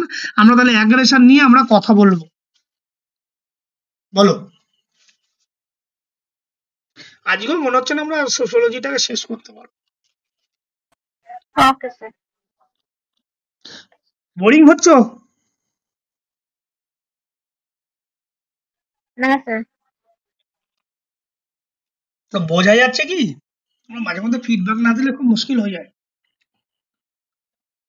কিন্তু স্যার আপনি হ্যাঁ স্যার। তো স্পিডে পড়ে যাচ্ছেন, ফিডব্যাকটা দেওয়ারই সময় নেই তো। এবার স্পিডে না পড়লে আমি তো এখন হ্যাঁ স্যার, ঠিক আছে। 10টা 37। এখন ঘটনাটা হচ্ছে আমি চাইছি সোশিওলজিটাকেও শেষ করব। জি স্যার, বুঝতেই পারছেন না। কি করবো বলো, কদিন বাদেই পরীক্ষা, শুধু মোটিভেশন নিয়েই আমাদের 4খানা নেট সেটের 2 ঘন্টা ক্লাসের ভিডিও করা আছে। কি করবো সেখানে সময় নেই। চলো আমরা লাস্ট যেটা টপিক আমাদের অ্যাগ্রেশন, আমরা সবাই পরিচিত এই অ্যাগ্রেশন নিয়ে আমরা আলোচনা করব। অ্যাগ্রেশন মানে হচ্ছে সিম্পল ভাবে আমি বলি, আক্রমণাত্মক একটা আচরণ। আমাদের মধ্যে একটা আক্রমণাত্মক আচরণ, যা কিন্তু স্পোর্টস পারফরমেন্স বা খেলাধুলার ক্ষেত্রে একটা প্রতিদ্বন্দ্বিতা, একটা অন্যের সাথে অন্য একটা কম্পিটিশন, যে প্রতিযোগিতা, সেই প্রতিযোগিতাকে আরো বেশি তীব্র করে তোলে, আরো বেশি উত্তেজনাপূর্ণ করে তোলে। আবার এই অ্যাগ্রেশনকে আমরা যদি ঠিকভাবে কন্ট্রোল না করতে পারি, তাহলে কিন্তু আমাদের জীবনে বা কেরিয়ারের ক্ষেত্রে অনেক বড় ক্ষতি হতে পারে। কি হতে পারে? আমাদের মধ্যে শাস্তি পেতে পারি, ইনজুরি হতে পারি, এমনকি আমাদের লাইফের কেরিয়ারের ক্ষেত্রে কিন্তু নষ্ট হতে পারে। তোমরা দেখবে মাঝে মধ্যে এই যে অনেক সময় যে খেলা হয়, বিভিন্ন প্রকার স্লেজিং আমরা করি, বলার সময় খুব অন্যকে মারতে আমরা খুব উঠে চলে যাই। এগুলো তোমরা টিভির পর্দাও দেখো, এবং তোমাদের বাস্তব জীবনে হয়তো তোমরা স্পোর্টস যখন তোমরা খেলেছো বোধহয় সেগুলোকে করেছো। সেই যে অ্যাগ্রেসিভ নেচার, তোমার যে আক্রমণাত্মক আচরণ, সেই আক্রমণাত্মক আচরণকেই আমরা আগে কি বলবো? অ্যাগ্রেশন। তাহলে চলো অ্যাগ্রেশন কি সেটা আমরা যদি জেনে নিই। ধরো কোনো একটা কম্পিটিশন হচ্ছে, হঠাৎ করে কি করলে তুমি ইচ্ছাকৃত ভাবে অন্য কোনো প্লেয়ারকে লাথি মারলে, ধাক্কা মারলো, এই যে তোমার নেচার গুলো, অন্যকে আঘাত করার যে প্রবণতা, কেন আঘাত করার প্রবণতা? তার বিভিন্ন কারণ হতে পারে, হয় ইচ্ছাকৃত হতে পারে, বা তুমি সেই কম্পিটিশনে জয়লাভ করার থেকে হতে পারে। তাহলে এই যে তোমার অ্যাগ্রেসিভনেস, যে মনোভাব, যে অন্যকে ক্ষতি করা, সেটাই হচ্ছে তোমার অ্যাগ্রেশন। এই জন্য বলছে কি হচ্ছে, aggression is a behaviour aimed to harming or injury. কাদেরকে করবে? Another person physically, psychologically. এই যে স্লেজিং করছি, কেন? সাইকোলজিক্যালি তাকে ডিস্টারবেন্স করছি। আর often by frustration or proven, কি কারণে করছো? হয় নিজের একটা ভয়, দুশ্চিন্তা ভয়, বা তুমি হতাশ থেকে করছো, মানসিকভাবে আঘাত করছো, বা কোনো রাগ থেকে করছো, সেটাই হচ্ছে অ্যাগ্রেশন। এখানে অ্যাগ্রেশনের কতগুলো ডেফিনেশন দেওয়া আছে, সেগুলো আর পরীক্ষার জন্য খুব একটা ইম্পর্টেন্ট না। কারণগুলো আমরা দেখে নিই, কি কারণের জন্য অ্যাগ্রেশন করি। ফ্রাস্ট্রেশন, ফার্স্ট কারণ হতাশা। আমরা যে এই যে আমাদের যদি নির্দিষ্ট খেলার সময় লক্ষ্যপূর্ণ না হয়, আমরা যদি লক্ষ্যপূর্ণ যদি ব্যর্থ হই, তখন আমাদের মধ্যে কি হয়? একটা হতাশা তৈরি হয়। সেই হতাশা থেকে কি হয়? আমরা অনেক সময় অ্যাগ্রেসিভনেস হয়ে যাই। ধরো তোমরা হেরে যাচ্ছ, হঠাৎ করে তোমাকে কেউ স্লেজিং করছে, অন্য কেউ একটা বাজে কথা তোমাকে বলে দিল, তুমি খুব রেগে অন্যকে মারতে চলে যাচ্ছ। তাহলে কি একটা ফ্রাস্ট্রেশন থেকে কিন্তু এই অ্যাগ্রেসিভনেস বিহেভিয়ার কিন্তু আমাদের মধ্যে হয়। আর কি হচ্ছে? Provocation by opponent. এই যে অন্য কেউ তোমাকে উস্কাচ্ছে, এই উস্কানিমূলক সেই প্রতিপক্ষের অপমান তুমি সহ্য করতে না পেরে তুমি কি করছো? তুমি নিজে উত্তেজিত হয়ে যাচ্ছ, সেই কারণে হতে পারে। হাই অ্যারাউজাল অর এক্সাইটমেন্ট, অতিরিক্ত উত্তেজনার কারণে একটা কঠিন কম্পিটিশন চলছে, সেখানে তুমি শারীরিকভাবে এত বেশি উত্তেজিত হয়ে গেলে, সেই উত্তেজনাকে তুমি কন্ট্রোল না করতে পারে, নিজের প্রতি যে সেলফ কন্ট্রোল ছিল সেই কন্ট্রোলকে হারিয়ে ফেললে। হারিয়ে কি করলে? তুমি একটা অ্যাগ্রেসিভনেস বিহেভিয়ার করে ফেললে, কারোর দিকে উঠে মারতে গেলে। সেটা হচ্ছে তোমাকে এই হাই অ্যারাউজাল এক্সাইটমেন্টের কারণে হতে পারে। হ্যাঁ, পারসিভ আনফেয়ারনেস, পক্ষপাতিত্ব। হঠাৎ করে অনেক সময় আমরা রেফারি বা অফিসিয়ালের প্রতি খুব রেগে যাই। যে অনেক সময় দেখি আমরা বিভিন্ন প্রকার কম্পিটিশনে, সাধারণত মূলত ঘটে দেখবে পাড়া এলাকায়, গ্রামগঞ্জে খেলাতে, সেখানে কি হচ্ছে? রেফারি একটা ভুল সিদ্ধান্ত দিয়েছে, তুমি খুব রেগে বেগে যাচ্ছ, কেন? ওই পক্ষপাতিত্ব আচরণকে তুমি মেনে নিতে পারছো না, যে কারণে তোমার মধ্যে হচ্ছে। Crowd influence by social pressure, দর্শকদের অতিরিক্ত চাপের কারণে, দর্শকরা চিৎকারছে অতিরিক্ত তোমার প্রতি, সেই কারণে মানসিকভাবে তুমি হচ্ছে অ্যাগ্রেসিভলি হচ্ছ। আবার পার্সোনালিটি কারণে, ব্যক্তিগত ডিপেন্ড, তোমার হয়তো পার্সোনালিটি হয়তো তুমি খুব অ্যাগ্রেসিভনেস, সেই অ্যাগ্রেসিভের জন্য পার্সোনালিটি কারণ হতে পারে। Poor coaching or lack of discipline, তোমাকে হচ্ছে অদক্ষ বা কম মাত্রায় তোমাকে উপযুক্ত, বা কোচদের মানে কম, কি বলবো এটাকে, পোর কোচিং হচ্ছে বিলো কোয়ালিটি, তুমি হয়তো ট্রেনিং পেয়েছো, যে কারণে তুমি কোচদের যে নিয়ম বা সেইগুলো তুমি মানতে পারছো না, সেই না মানার কারণে অনেক সময় তোমার মধ্যে এই অ্যাগ্রেসিভনেস হয়ে যায়। এই জন্য অনেক সময় আমরা কোচের উপর রেগে যাই।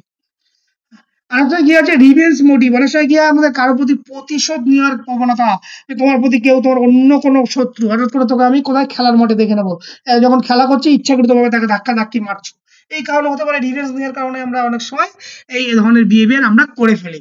এখন এই এফেক্ট কি কি হয়? এনহান্স করে আমাদের মোটিভেশন। অ্যাগ্রেশন আমাদের কি করছে? এনহান্স মোটিভেশন করছে। কিভাবে? Positive effect. দেখো, আমরা বারবার বলছি সাইকোলজিক্যাল ফ্যাক্টর গুলো কিন্তু আমাদেরকে দুভাবে প্রভাব করে।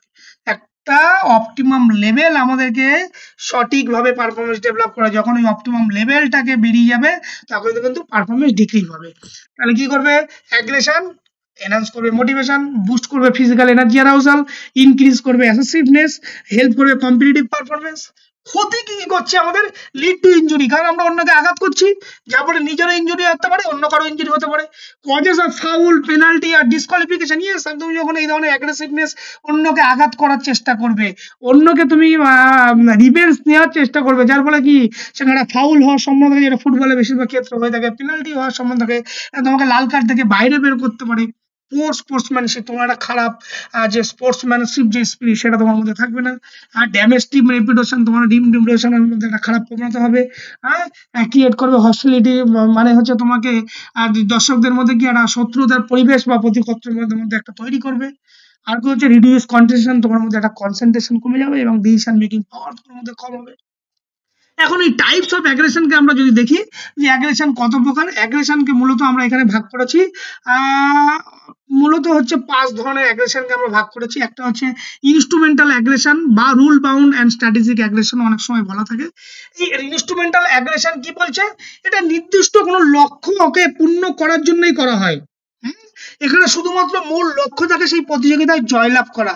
যেন তেন উপায় প্রতিযোগিতায় জয়লাভ করব, তখন আমরা তাকে বলবো কি? Instrumental aggression. হলিস্টিক অ্যাগ্রেশন বা রিঅ্যাক্টিভ অ্যাগ্রেশন আমরা কাকে বলবো? এর মূল উদ্দেশ্য থাকে অন্যকে আঘাত করা, অন্যের ক্ষতি করা। হস্টাইল অ্যাগ্রেশন, সরি, হস্টাইল অ্যাগ্রেশনের মূল লক্ষ্য কি? একটা রাগ বা একটা প্রতিহিংসা বা একটা ইচ্ছাই যে টার্গেট, যে আমি রিভেঞ্জ নেবো, আমি অন্যকে মারবো, অন্যকে আঘাত করব, এই টার্গেট নিয়ে যখন হবে আমাদের মধ্যে, সেটা হচ্ছে হস্টাইল বা রিঅ্যাক্টিভ অ্যাগ্রেশন। ভার্বাল অ্যাগ্রেশন কখন? যখন কথার মাধ্যমে কাউকে আমি ভার্বালি মুখ দিয়ে যে স্লেজিং করছি, কথার মাধ্যমে কাউকে অপমান করছি, সেটা হচ্ছে ভার্বাল অ্যাগ্রেশন। আর রিলেশন বা সোশ্যাল অ্যাগ্রেশন, কারো যখন সামাজিক প্রতিপত্ত নষ্ট করতে যাচ্ছি, সামাজিক আইডেন্টিটি নষ্ট করার চেষ্টা করব, সামাজিক মর্যাদা নষ্ট করার চেষ্টা করব, তখন তাকে বলবো রিলেশন বা সোশ্যাল অ্যাগ্রেশন। প্যাসিভ অ্যাগ্রেশন কখন? যখন মুখে কিছু না বললেও, তো এটা আমি ভাই তার সাথে আমার মুখে কোনো কথা হয় না, কিন্তু তার সমস্ত কাজে আমার বিরোধিতা করি, তখন আমরা তাকে কি বলবো? Passive aggression. সরাসরি আমি তাকে কিছু বলছি না, কিন্তু ঘুর পথে আমি তাকে বিরোধিতা করছি, সেটা হচ্ছে প্যাসিভ অ্যাগ্রেশন। ক্লিয়ার? তাহলে এখানে ক্ষতিকারক অ্যাগ্রেশন কোনটা? Holistic hostile aggression. আর কোনটা হচ্ছে আমাদের পারফরমেন্সকে বা জয়লাভ করা মূল লক্ষ্য? ইনস্ট্রুমেন্টাল অ্যাগ্রেশনের। মাথায় রাখার জন্য এগুলো। এইবার এই অ্যাগ্রেশনকে আমাদেরকে তাহলে কি করতে হবে? কন্ট্রোল করতে হবে। মোটিভেশনকে তো নিশ্চয়ই কন্ট্রোল করা ছিল না, মোটিভেশনকে ডেভেলপ করা ছিল। অ্যাগ্রেশনকে আমরা কন্ট্রোল করবো কি করে? ঠিক একই রকম টেকনিক, সেম যেগুলো আমরা সাইকোলজিক্যাল টেকনিক এর আগের ক্ষেত্রে যখন বলেছিলাম, relaxation technique, constructive reconstruct, self control, imagery, reinforcement, role model, time out, setting times, building team cohesion, fair officiating ইত্যাদির মাধ্যমে কি হবে? ইত্যাদির মাধ্যমে আমাদের অ্যাগ্রেশনকে আমরা কন্ট্রোল করতে পারবো। শারীরিক শিক্ষার ক্ষেত্রে অ্যাগ্রেশনের কি দরকার? পারফরমেন্স, ক্রিয়াশক্তি বৃদ্ধি করে, বিল কম্পিটিটিভ স্পিড বজায় থাকে একটা খেলার মধ্যে, ইনক্রিজ কনফিডেন্স লেভেল, নিজেদের মধ্যে আত্মবিশ্বাস বাড়ায়, ডেভেলপ করে মেন্টাল টাফনেস, মানসিক দৃঢ়তাকে বৃদ্ধি করে, হ্যাঁ, রিয়াকশন টাইম ডেভেলপ করে, essential for contact sports, boost motivation এবং গোল ফোকাস। এগুলো আমার লক্ষ্য করে না দৃঢ়তা বোঝায়। এই হচ্ছে মূলত আমাদের স্পোর্টস সাইকোলজির যে সিলেবাস তোমাদের সামনে ছিল, এই যে এখানে, সরি, এই যে সিলেবাস, সেই সিলেবাসটা আমরা অলরেডি শেষ করলাম। এখন এই যে সিলেবাস, যে ওভারঅল কাল থেকে পরশু পর্যন্ত শেষ হয়েছে, এখন আমরা জাস্ট এটাকে আরেকটু রিভিশন বা আরেকটু তোমাদের নলেজটাকে ভেরিফাই করার জন্য আমরা কি করব? আমরা জাস্ট এটাকে কিছু এমসিকিউ রাখা আছে, যে কুইজ টুডে কুইজ বলে, সেই কুইজগুলোর প্রশ্নগুলো অ্যান্সার নিয়ে আমরা একটু আলোচনা করব এবং তোমাদের যথাযথ উত্তরের আশা করব। চাইবো প্রত্যেকে উত্তরটাকে দিতে এবং একটু দ্রুত দিতে। বেশ, টুডে কুইজ হিসাবে রাখা আছে। 1 নম্বর প্রশ্ন, প্রত্যেকে মাইক্রোফোন খুলে দেবে। Which of the following is law of learning? নিচের কোনটি laws of learning? Law of flight of laws of B, Effect. B. D, very good, D, laws of effect. বেশ, question number 2, the transfer of learning means? শিখন স্থানান্তর বলতে কি বোঝায়? C. Option C, পূর্ব শেখার নতুন শেখার উপর প্রভাব। বেশ,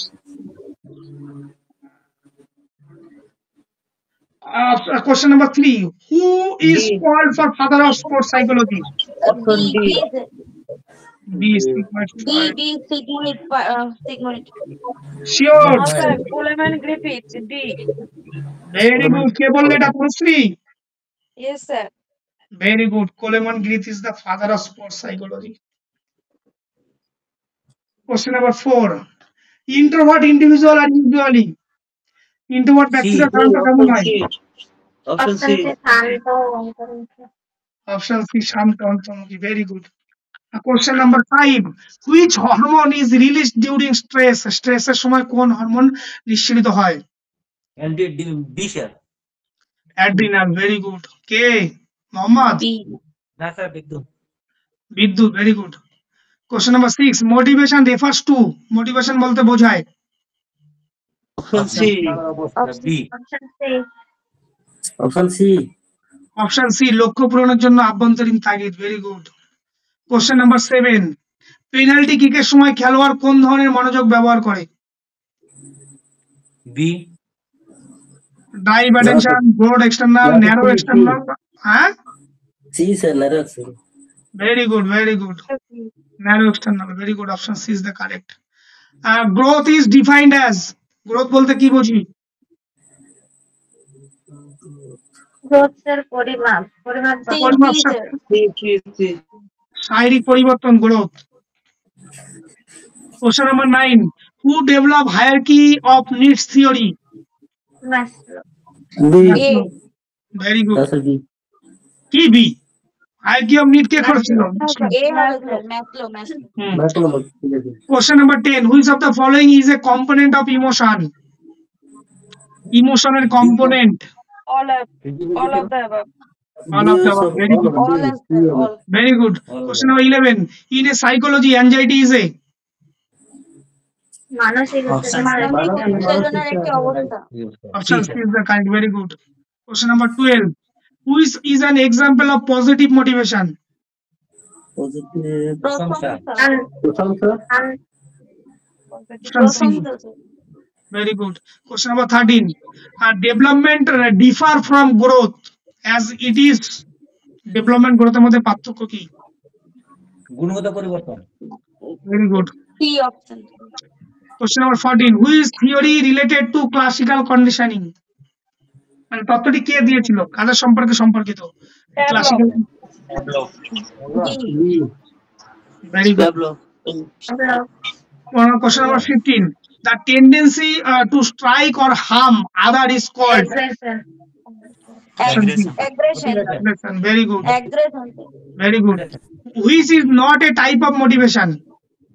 Biological. Very good. Biological. এটা কি তোমরা কালকে আমি দিয়ে দিয়েছি না এটা তোমাদেরকে? না স্যার করেননি স্যার। শেয়ার করিনি কালকে? না স্যার। আচ্ছা, which of the following can increase aggression?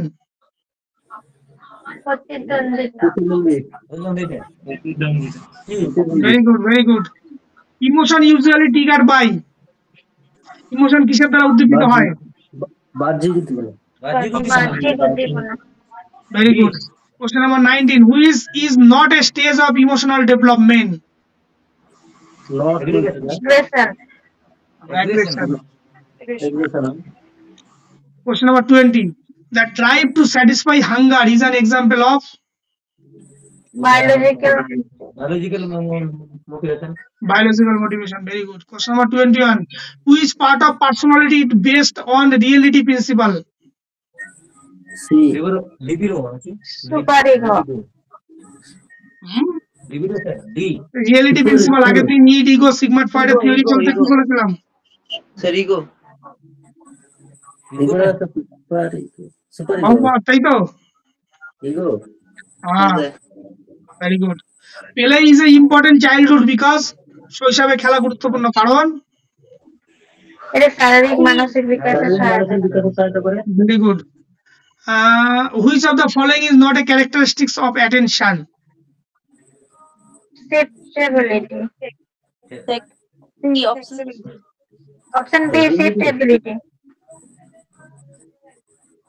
বৈশিষ্ট্য নয় বলছে স্যার। বি হবে Flexibility. Oh, flexibility, sir. Flexibility. C option C. Option C. আচ্ছা। Question number 24. Fight or flight response is related to Option C. Stress. কি হবে? Stress. Question number 25. Which type of learning occurs through trial and error? D sir. Operant. Very good. According to Freud, personality is formed by superago id, ego, superego. Ego superego. ego superago 27. Anxiety before performance can be reduced by. Performance এর আগে উদ্বেগ কমানো যায় কি করে? Deep breathing and relaxation. Very good. 28. Long term stress can be lead to মানসিক ও শারীরিক ক্ষতি। Very good. A child showing the tantrum when denied a toy show. অর্থাৎ খেলনা না পেলে শিশু যে রেগে যায় সেটাকে কি বোঝায়? ডেভেলপমেন্ট। না ডেভেলপমেন্ট না ডেভেলপমেন্ট স্যার। রেগে যাওয়াটা কি? Emotion. Last and final question. Learning that occurs by observing others is অন্যদের থেকে শেখা প্রক্রিয়াকে কি বলা হয়? Option D. Operation learning. Observational diagram. এই হলো আমাদের আজকের যে গোটা সাইকোলজি থেকে শেষ হলো, তবুও লেগে গেল 1 ঘন্টা 52 মিনিট। ভিডিওটি শেষ পর্যন্ত দেখার জন্য সবাইকে অসংখ্য ধন্যবাদ। যদি ভিডিওটি ভালো লেগে থাকে অবশ্যই ভিডিওতে লাইক করুন, কমেন্ট করুন এবং ভিডিওটি যত পারেন বন্ধু বান্ধবের সাথে শেয়ার করুন, সবার কাছে যাতে এই তথ্যগুলো পৌঁছে যায়। সবাই ভালো থাকুন, সুস্থ থাকুন এবং চ্যানেলটিকে সাবস্ক্রাইব না করে থাকলে সাবস্ক্রাইব করুন।